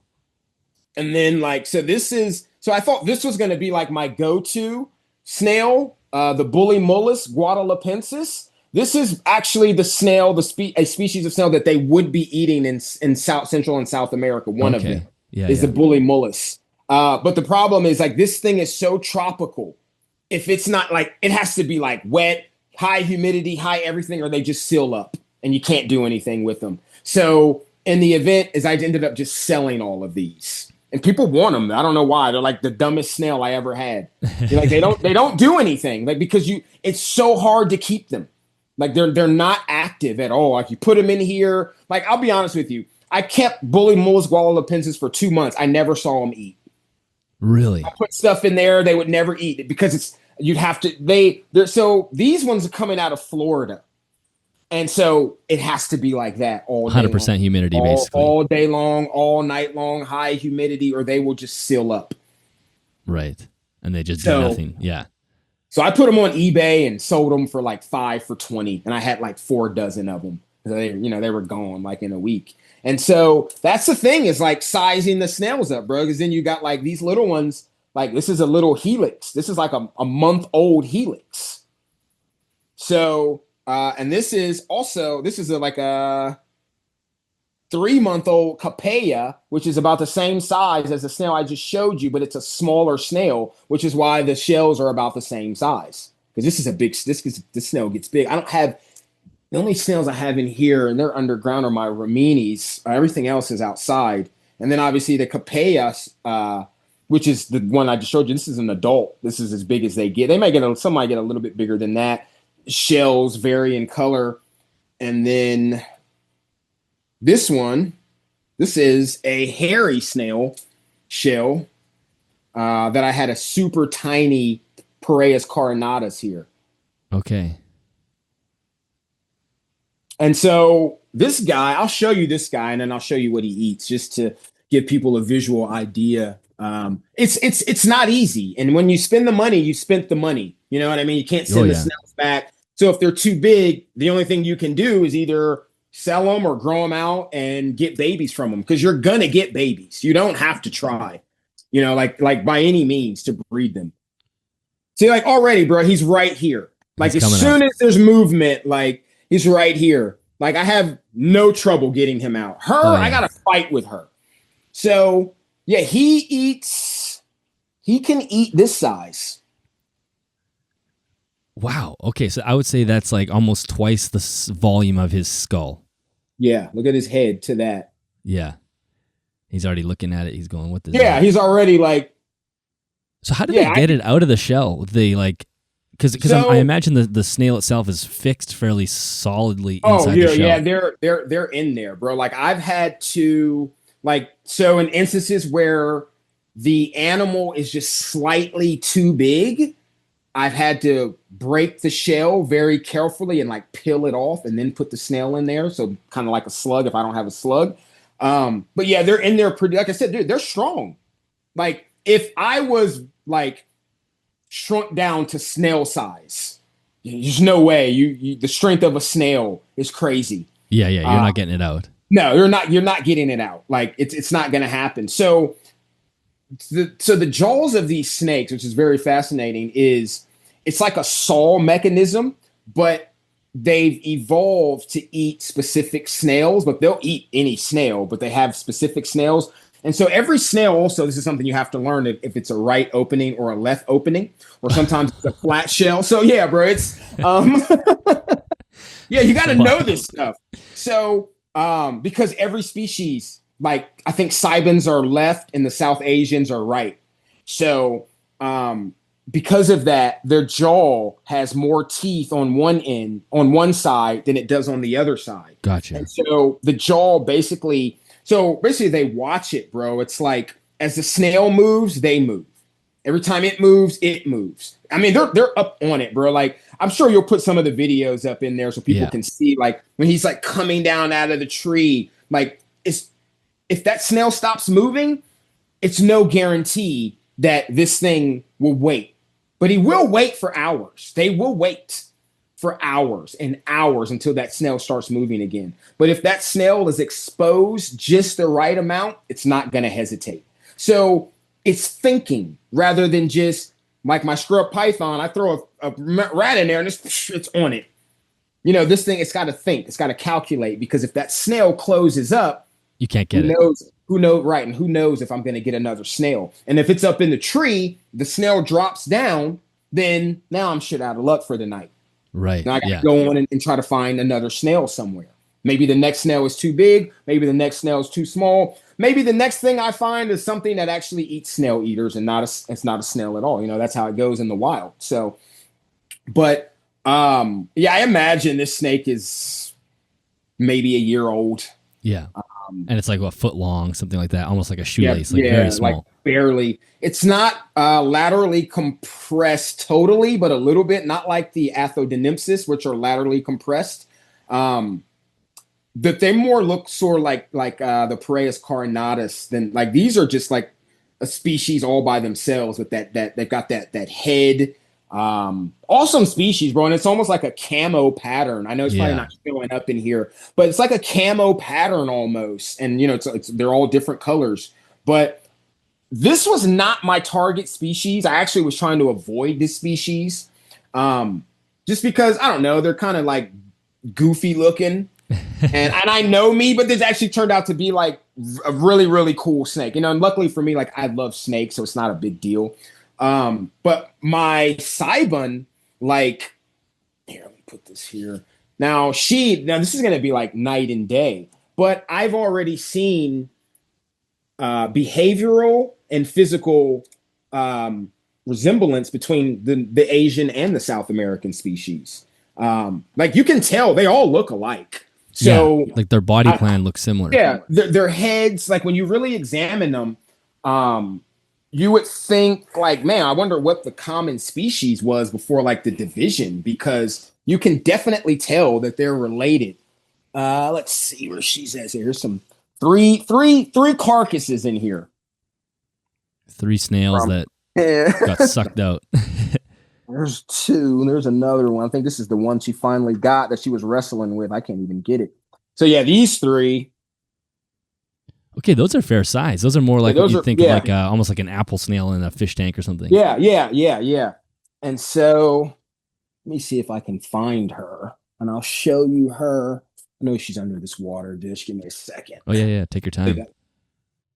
See the difference. And so, like I said, the Alpopelturas, they're like a stick mimic. I'm not sure the Paraeus. I'm just guessing on that. But these Cybons, so the Dipsis are definitely like coral snake mimics for sure. And the Cybons, I've said, and other people have said it, they're mimicking the Bothrops, Atrox, and the eyelash vipers down there with their patterns. Gotcha. There we go. Right where you always are. So this snake's older. So she's a little bit bigger. She looks like, what is she, almost like 18 inches? Yeah, let me plug back in really quickly. So. Yeah, so she's a little bit, she's probably, I wouldn't say twice the size, but probably another 50% on top of the other one. Yeah. Yeah, very like dull looking bland snake, really. Like brown. I mean, beautiful, but it's like chocolate browns, like some vanilla creams in there, and then there's like some like speckling gray. It looks like an eyelash viper.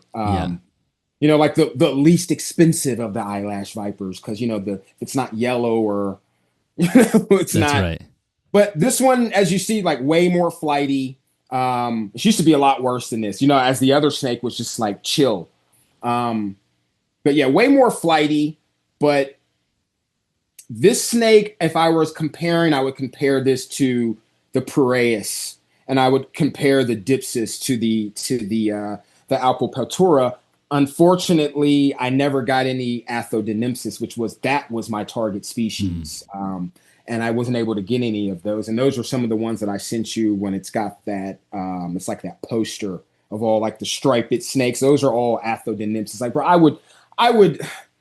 would do some crazy stuff to get, to get like a couple pairs of those, bro.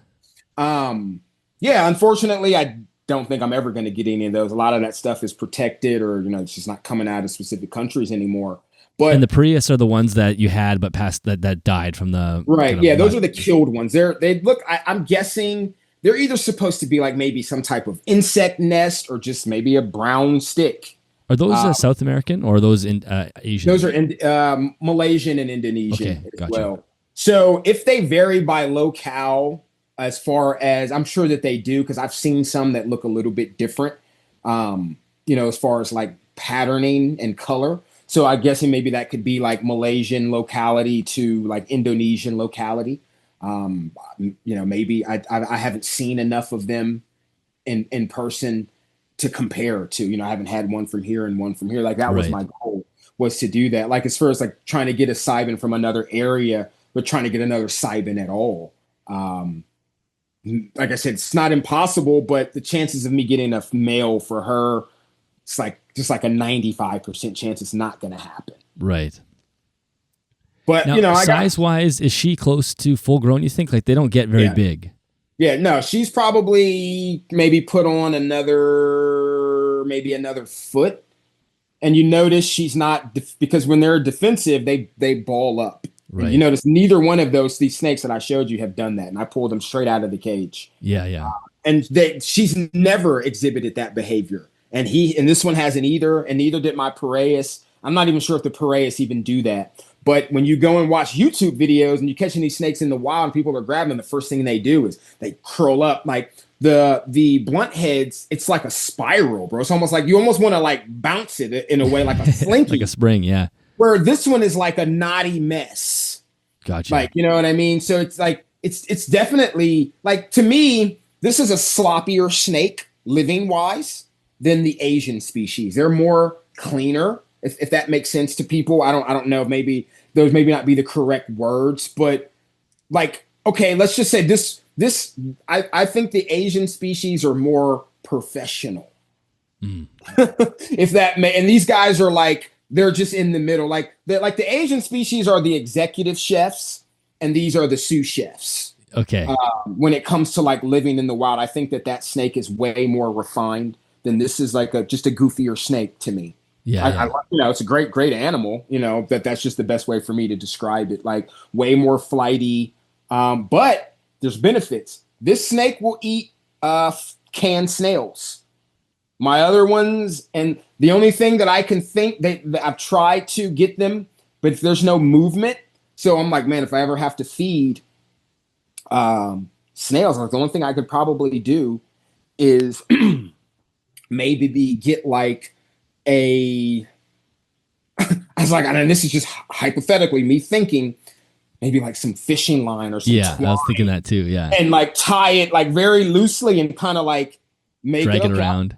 I'll put you back. Yeah, and like kind of drag it around and get them to kind of chase it. Because other than that, I mean, until you can start breeding them in captivity and getting their babies to learn that behavior, through your breeding program, you're going to have difficulty. So, because people ask me, it's like, oh, can I get canned snails? And I'm like, yeah, I have one snake that'll eat canned snails. Like, she doesn't care. Like, I can put a bowl and throw snails in the bowl, dead snails, and she'll come get them.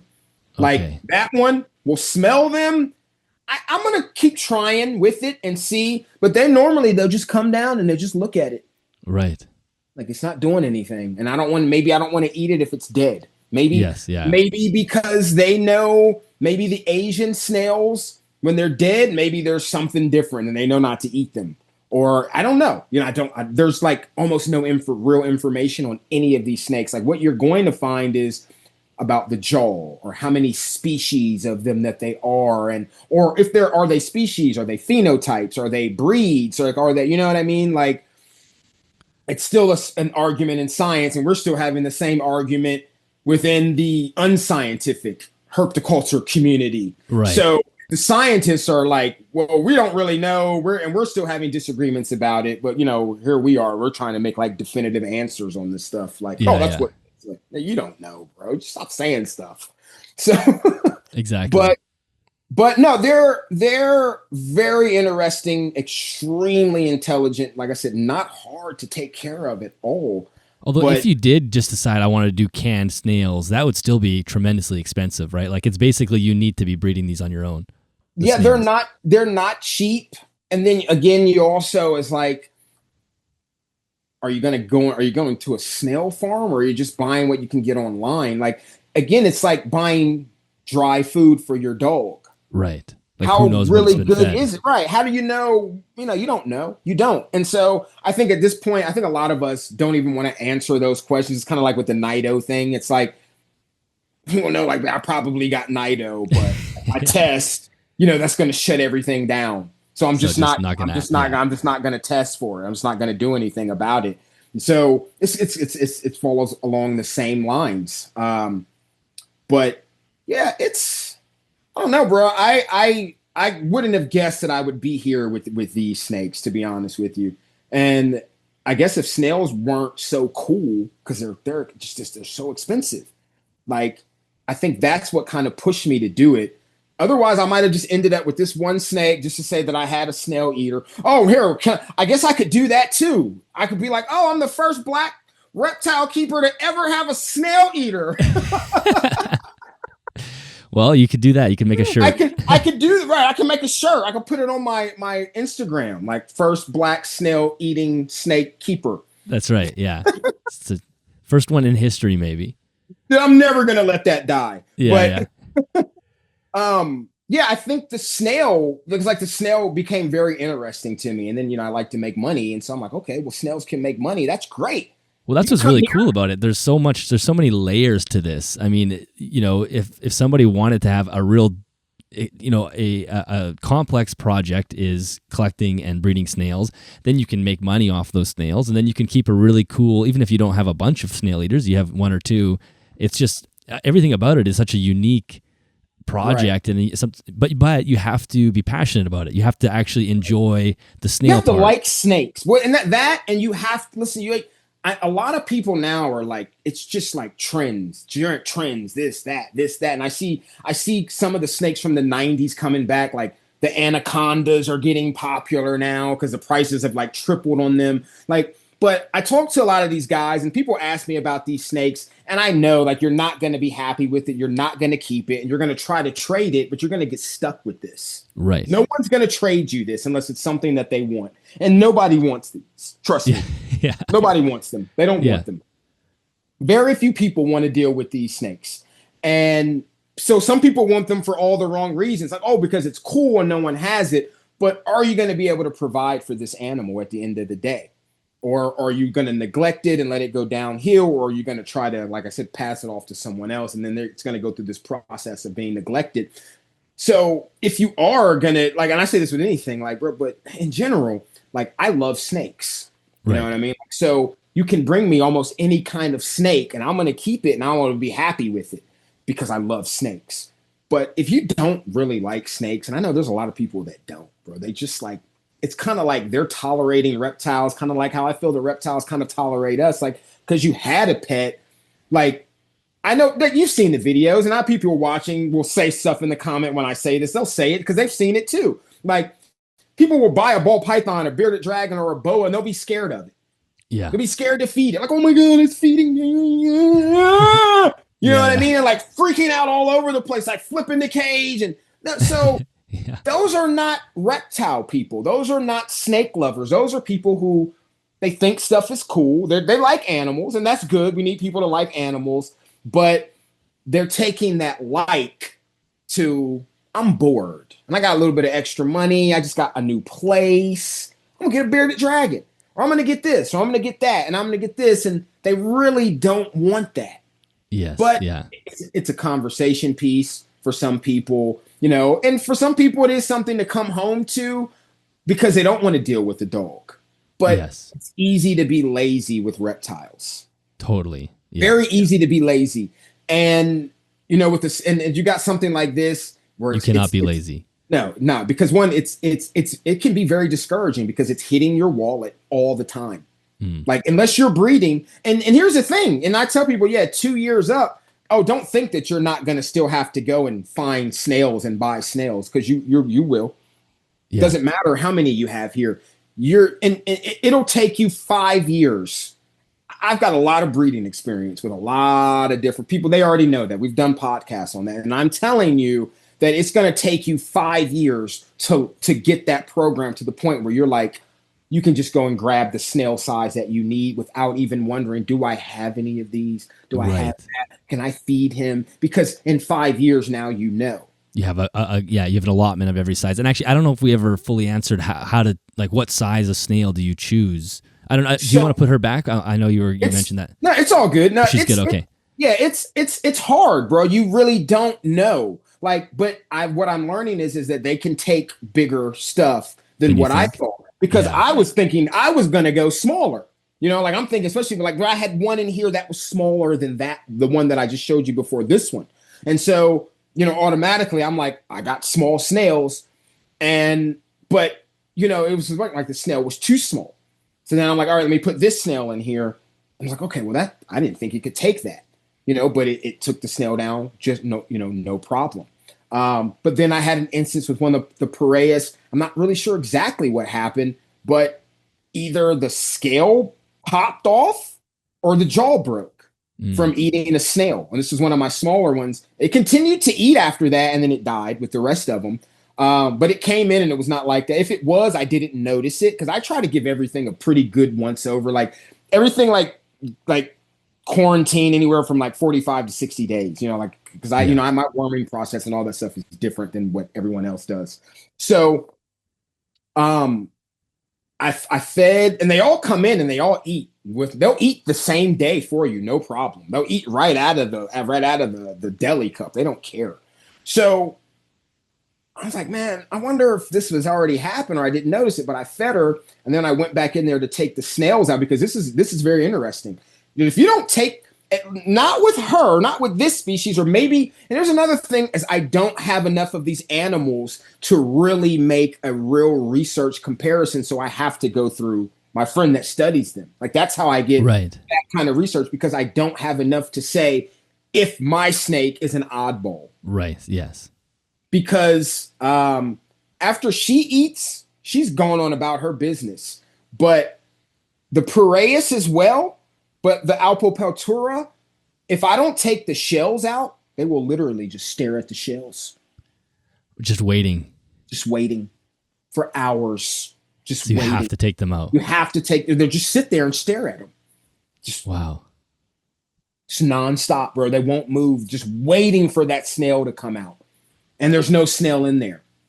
Interesting. So now I have to come in, and so now he's already associated that. That's how I know they're super intelligent. Like they're already associating this movement with me feeding them, and to come towards me and not away from me from a wild caught animal that young. That's pretty amazing. I haven't even had this snake 2 months yet. Yeah. My cobra's been here for 3 years, and he's just now doing stuff like that. Yeah. Like when I first got her, like what I'm doing right now, no. I would have already had to put her back. She'd be all over the place, like all over, like all in my face, like trying to get away. You know what I mean? Like, but they've never struck. They've never been defensive. Never, not one time. Wow. None of the species that I've had, I reach in and just grab them, no problem. But yeah, you really got to like snakes, and you really got to not be lazy, and you definitely got to have some extra money put aside. Like those are the main things that I can say. Like if you're not a real snake lover, you're not going to appreciate this animal. Like they're not boring snakes. Like they're super interactive. Like I said, no two snakes are alike. You know what I mean? No two snakes are alike. It's just the problem is like people who may want them is getting them. Now, maybe if more people start pressing, like, hey, can you get these? Can you get that? Like, then maybe they will come in more, but it's also can be a worrisome situation because we know that even the easiest animals get neglected. And this is high level care for the feeders. Right. Which is important. Which makes the snake high level care because you can't have one without the other. Exactly. You know what I mean? So totally. The snake itself is easiest snake you'll ever keep. No problem. Don't even have to think about it. But they're high level because of the money, because of what they eat. They don't need a ton of space. I'm not saying don't give them a good space. I mean, that's a good size cube in there. Like I said, 3x3x2. That's a good space. Because it's a very small animal. Yeah. Right. it doesn't have a lot of weight. It's not going to get much heavier than this. Like I said, maybe about another foot on the end. I'm going to be curious to see how snails at that size. I mean, she's taken down some huge mantle slugs. And mantle slugs are no joke, man. They're big, they're bulky, they're like the bulldog of the slug world.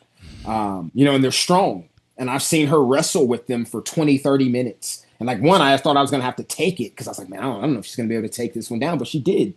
So, is there any difference for your feeding program from feeding slugs or snails, or is it just sort of you just random, like keep it variety, or variety? Is there any difference from your point of view? You don't see, it's harder to get slugs. Okay. Buying them and finding them, they're not as abundant as snails. So majority of what I do is snails. When I do find, like if I'm out walking somewhere and I see a decent like Arion or something, if it's raining, I'll get it and bring it in and throw it with the stuff outside and like, worm it, but worming takes, here's another thing. It's like worming takes like 2 months. Really? Yeah. So, and you can only get, unless you're going to make your wormer, you can only get it from one person. It's the only person that has it. So you have to get it from her and she doesn't always have it. So you buy that online somewhere? Yeah, actually, I've got it right here. It's right here. So it's just this powder. Does it have a name or what? It's just called wild caught wormer snail food. So does she basically make that for people that want to catch snails to eat themselves? That, I don't know if it's for eating, but probably for that. And people are catching wild caught snails and selling them. But here's the other thing. Oh, your snail colony can just get parasite out of nowhere and you could be done. So if you're not prepared for that, you got to have backup. That's why I said it's never ending. You're never gonna not go to the woods to get snails. You're never not gonna buy snails. You might not buy them every week like you were in the beginning, but you're gonna buy snails every month. I promise you that. Yeah. I don't care how many snails you have, because you can wake up one day and a whole tub, like I said, have that parasite and they're done. So now you just lost however many snails were in there. Yeah. So yeah, no, you're going to be spending money. Now, this is not a cheap snake. The snake is cheap, but the husbandry is not. But the husbandry is not. It's not. And that's when you Google info about this animal, that is the biggest complaint is people like they can't. I mean, plus people want to feed every week or 2-3 snails a week, bro. That's a lot. That's expensive. They don't need that. They're snakes. So are these animals able to handle, are reptiles able to handle a couple days or a month or a week without food, or are they not? I have to ask that question, because does it have to eat every week? Does it have to, it's not getting that in the wild. And, people I'll keep talking about wild this and naturalistic that. Well, in the wild, we've talked about this before, then there's a lot of stuff that happens in the wild that's not happening in captivity. And I just think that, I don't want to get onto another topic, but I think that we need to really have some structure and standard for what captive keeping is, and stop trying to say like the wild, because no one can provide that for an animal that is from another country. You can't do it. Yeah. You can't. So in the sense is, let's find some standards for these animals. Like from what I just told you, like I could write a book. It would be incomplete, but it would be detailed. It'd be more detailed than anyone else has ever given, because I don't think anyone has gone this far. Yeah. With these. I've talked to a few people. The only person, there's a guy in the UK, but I haven't been able to get a hold of him. If anyone's gone as far as I have or further, it's probably him. Yeah. He's the only person that I know. I think you said that you had someone from France that maybe was dealing with these for a little while at some point. Yeah. And see, that's the thing, is like, I don't even know who that is. And it's not a lot of people with any of these. I don't know anybody that has a Cybin.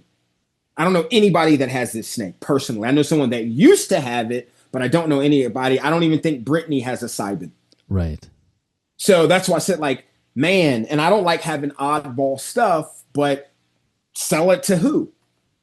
What are they going to do with it? Exactly. They're going to, so they're going to want to start buying snails, because that's a whole new thing. And you're just getting stuff to feed. You're not gonna, I've had people who are like, oh, bro, I got a snail breeder. And I'm like, but do you really have a snail breeder? Because what is he breeding snails for? For him, for other people? Here's the thing. Great, you got a snail breeder, but does he have what you need? Yes. Yeah, exactly. And when you need it. What if you and him need the same size at the same time? What are you going to do? You think he's going to sacrifice your stuff for his stuff? Because I'm not. Yeah, exactly. You Yeah. know what I mean? Like, I can't give you half of my snails. No, Yeah, I I need can't them. do it. Yeah. Yeah, I need them.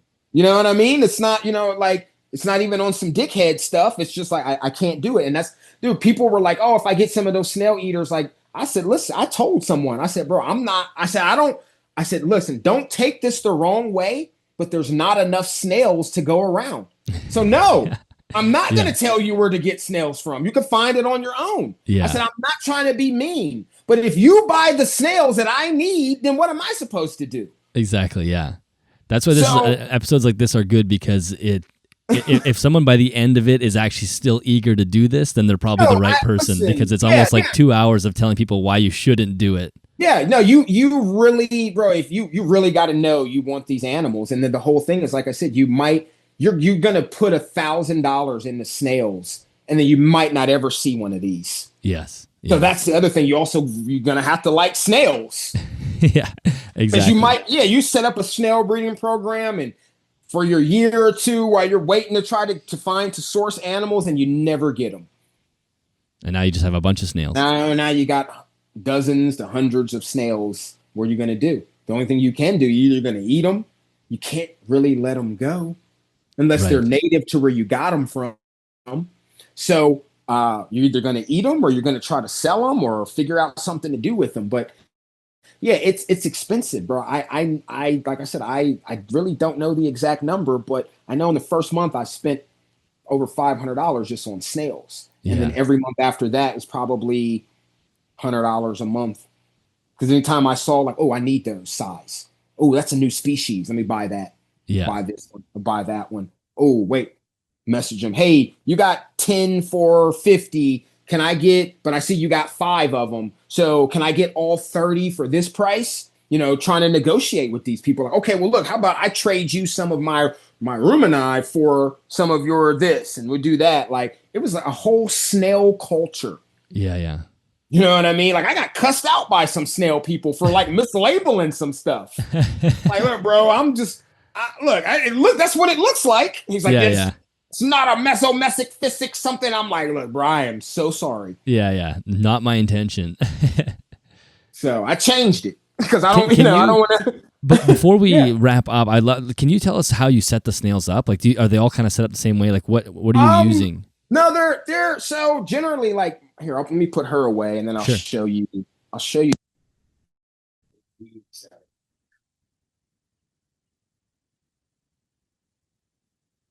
So this one's pretty simple. It's like, there's just cocoa core in here. There's some isopods, spring. Yeah. It's dry in here.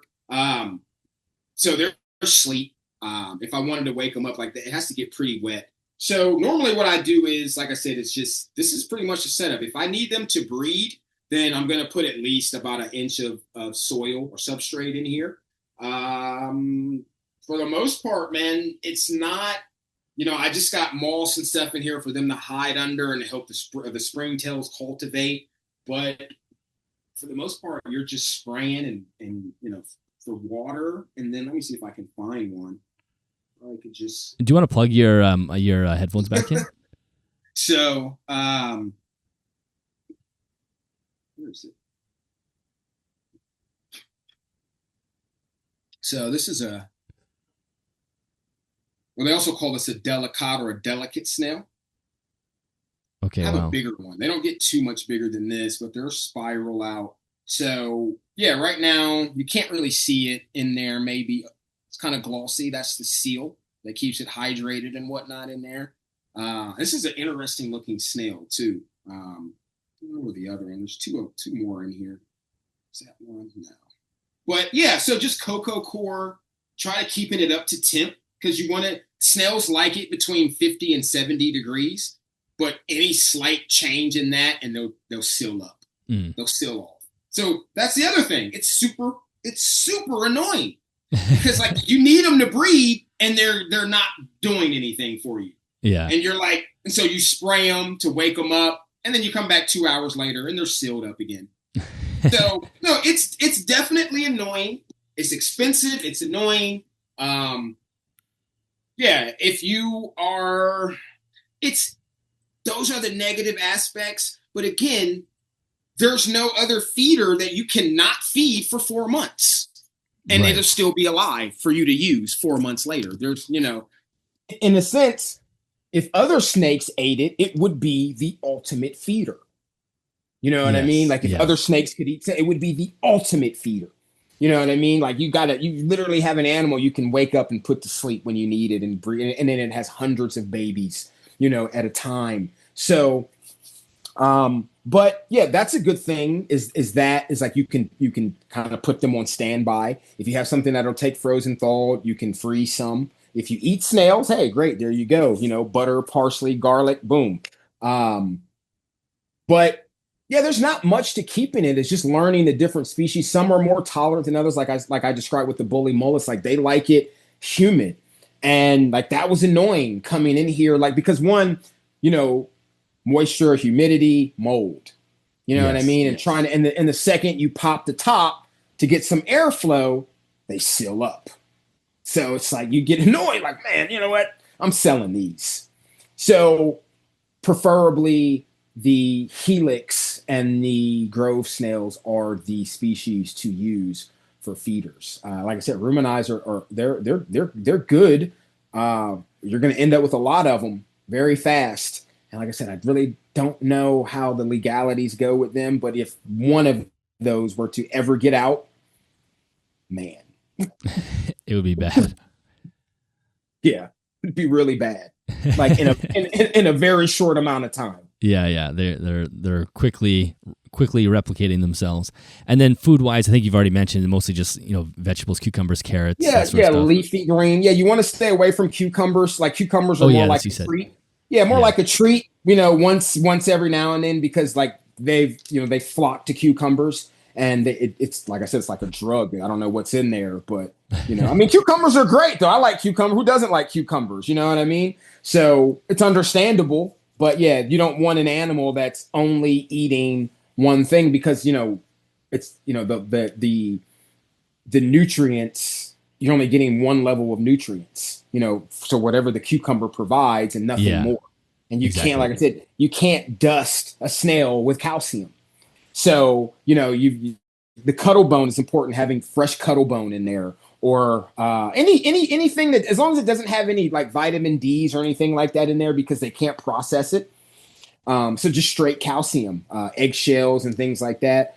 It's fairly simple. It's just pricey, bro. Like that's all. That's the only thing anyone asks me. I just keep reiterating that to people. Like, bro, how much money do you have to spend? Yes. That's the biggest thing is how much money do you have to spend? And bro, all these snails, these are all of this stuff is like all these handful of snails here. I can't even get them all. There's so many of these shells. I dropped some. Like there's so many. Like look at this. Like, bro, this is online. This is like $200 worth of snails right here. Can you move your hands just a little? Yeah, my bad. Yeah. This is like $200 worth of varied snails. You got Capella, you got Flame, you got Bully Mullis, Helix, you got another Helix in there. Wow. So, yeah, bro, there's and then the like I said, and then the snail, and then the slugs. So, and then semi-slugs and things like that. There's a whole world, bro. It's just crazy. So, like, there's stuff that I want, like slugs that I want that I can't get because you can't import that stuff. Right. Like, like semi-slugs. Like, I'd fight somebody to get some semi-slugs. What's a semi-slug? So it's like half snail, half slug. It's like got part shell. It's like part man, part machine. It's like, I don't know if you've been watching the Alien Earth, the new Alien Earth series. No. It's really good. If anybody's not watching, I'm not a huge fan of Alien. I'm more of a Predator guy, but the Alien Earth is awesome. I hope they like link the universes together. But he says in there, he's like, since when is a machine not a machine? It's like, it's kind of the same thing. It's like, so, but yeah, no, it's the semi-slug is very interesting and they all look different. I think the picture of the one that I sent you, like, bro, I would pay $300 or $400 for one of those. Really? Wow. And I hate to say that because I know I could sell them for $300 to $400 a piece. And I hate to say that, but it is a slug. It's not like I'm talking about pythons or something like that. Yeah, it's a yeah. slug. This thing's gonna have like 1 million babies. But if you saw a semi-slug, to the people that are watching, you would want to buy a semi-slug too, and you would want to pay a couple $100s for a semi-slug as well, because they just, bro, they look like little, like, I don't know, bro. I don't know. It's like I've always like taken animals and put in other things to them. Like, I don't know, for me, like moths, like I love moths, but for some reason, moths remind me of like ninja clans, like in the forest. I don't know if that's how that might sound crazy, but like they just seem like ninjas in the forest. They're like sticking to the, you know, to the branch, and they're all like camo, like you can't see them.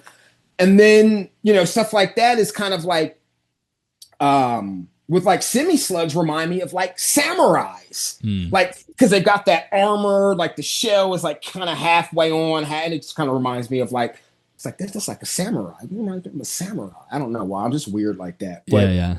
I would definitely pay and breed semi-slugs. And there's some other slugs as well if I could get them. Like, I didn't know people cared that much about, because my experience with slugs and snails was, let's go get the salt. Pour salt on. Yeah. Watch them shrivel. Yeah. Right. You know, now I'm like, if I see somebody doing that, I'll probably throw salt at you. Like, no. Yeah, don't kill it. You know, like, no, I heard someone yell. I guess like I threw some of my snails out that I thought were dead, and some guys were walking by my house, and they were like, "What? What is that?" And one guy's like, "Bro, it's a snail." And so I ran outside really quickly because he was getting ready to step on it. I was like, I thought it was dead. I was like, "Bro, don't step on that." And like I was like, "No, that's mine." He's like, "That's yours, a snail." I was like, "Yeah." And then I showed, and I was like, "Yeah, it got out." So I didn't want to explain to him that I threw it out because I thought it was dead. Yeah. So, but yeah, no, people like. Oh, I just lost your audio. Am I back? No, you're back now. Yeah. So yeah, you know, people buy anything, bro. So if I were to be able to get semi-slugs, people would buy them. I guarantee you. So many people in the reptile world like, bro, I need some semi. I need one of those. Bro, those things are all, because people like insects. People keep roaches. I'd rather have a roach. I mean, I'd rather have a semi-slug than the 20,000 roaches I got over here that I need. But no, like, yeah, there's just so many species, and I would have never known about any of this if it hadn't have been for the snake. Right. So, yeah. Well, I think it's amazing. I mean, I think it's such. I think many people relate to this story because of how quickly things snowball when you start digging into a world that you've never dug into before. And I think like the way you've basically had to become a snail expert is hilarious, but also amazing. And it's just a testament to the passion that you have for working with these animals. So I think that is a very well-rounded episode on this group of animals. So is there anything that you wanted to mention before we wrap up? Or did we kind of covered everything, but I think we got everything. Now, like, my main thing is, I know, like, you know, I'm not telling anyone to be or not to be interested in any of these snail-eating species. One, they're not going to be easy for you to get, but if you are able to get them, like I said, if it is something you are seriously considering, if you're considering more than one, then you definitely want to go back and listen to everything I said about getting everything set up, because you will get overwhelmed. Like, you will. Like, you know, I wouldn't say otherwise. Like, if something's easy, I'm going to say, like, bro, that's nothing. I've been breeding green tree pythons since 2001 because I have, and it's nothing to me. Mm-hmm. So these other guys be sweating. They can't get their stuff to eat. Yeah, whatever. I don't have them problems. Yeah. So, but I hold myself accountable just like I do with other people. And right now, like, will tell people, like, bro, it's expensive. You've really got to want to do it. And you know, you can't be discouraged when certain things happen. Like I said, you walk in here one day and your $2,000 snail rack is infected. Right. But you got the snakes. What are you going to do? Yes. You're going to get rid of the snakes? Because like I said, it's going to be hard to give them away. To even give them away is going to be hard. Yeah. You're basically, it's going to be a death sentence for them. People are going to be like, oh, it's cool. Yeah, I think I can get snails. So, yeah, exactly. You know, like, maybe they did for, you know, here and there. But again, they didn't know. They just bought some snails from someone, and the snails were too big or too small. So forget the snakes, people. Learn the snail. Learn snails. If you really are taking this species, any of these, the Dipsis, the Cybin, Athodonipsis, Alpopeltura, and I think there are, I think we have a snail-eating snake in North America as well, well, up in this region. And then I know Africa does as well. I'm not sure about Europe. I think every continent may have one, obviously outside of Antarctica. But yeah, but you have the money ready, have money on standby. Like, really take it serious, because no one wants to come home. No one wants to come home to dead animals, but then no one wants to come home to a feeder program that keeps their animals alive, and now it's gone. So now they're gone. What are you gonna? It could be the most discouraging thing. So really your heart's got to be in it. Yeah, like for real, your heart has to be in it. Yeah. Yeah, that's, I think, super well said. And Rain, thank you for walking through all this, and thanks for endeavoring that on your own time and bringing all this to us. Can you tell everybody on Instagram where they can find you if they want to shoot you a message? Yeah, Instagram is Unscripted Podcast, and that's an X instead of an S. And then NWA Connie Corso on YouTube. I'm still there. I don't do as much content anymore. Like, bro, I have so many videos, bro, that haven't even been released. I'm supposed to be filming with Jacob from Sweden. You did an episode with him, Northern Reptiles. Yes.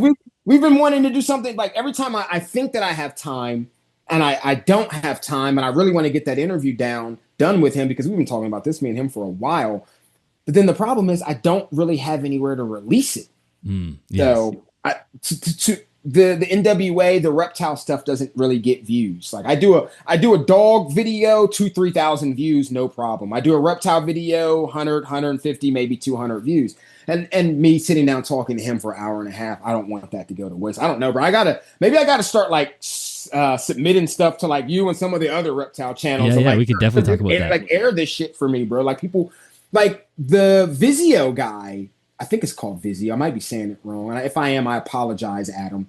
But he's got this automated custom enclosure that they're working. I have an interview with him. I don't want to release it on that dog channel because nobody's going to see it. Yes, and I think it's a really good thing of what he's doing. A totally automated enclosure.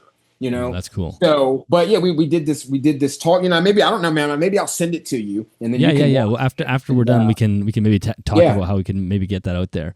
But look for me there, Unscripted and NWA. Cool. So. And I think we're gonna do another one soon about green tree pythons for people to. I'll make sure that gets post. We want to do a live episode, and that's gonna be that's gonna be probably the best one we ever did, and they were all good. So people can stay tuned for that. That'll be sometime later this calendar year. And then, so until then, Rain, thank you so much. This was a really, really awesome episode. So thanks for being here again. No problem, Dylan. All right. That is the end of that episode. Rain, thank you so much for doing that deep dive for us. Like I said, I think if someone gets to the end of that episode and they really have the motivation to jump forward with doing a snail eating project, then they're the right person, because I think you've done enough to really explain how much work it is and how complicated it is. But listeners, if you are somebody who's wanting a unique, interesting, challenging project, then this might be something you want to explore. Of course, as Rain mentioned, finding the snail-eating snakes themselves can be maybe a bit of a challenge, and maybe, that you won't be able to find them. But as we mentioned, you need to spend a year or so building your snail colony up to begin with. So that might be the place to start. And maybe you'll just enjoy keeping the snails and don't even have to go after keeping the snake anyway. So thank you so much for listening. I do hope you guys enjoy it. You can just, if you have any questions about keeping these the species of snake, feel free to, or this group of species of snake, feel free to throw that in the comments on YouTube or Spotify. I'll try to make sure that we get answers for those. If you're looking for more information on the podcast, you can head to animalsathomenetwork.com. You can also head to patreon.com/animalsathome if you are interested in supporting the podcast financially. Please share the podcast on Instagram or Facebook. That really does help us bring some more eyes to the show, which of course helps pay for the bills. And I think that is it. Thank you all so much for watching, and I will catch you in the next episode.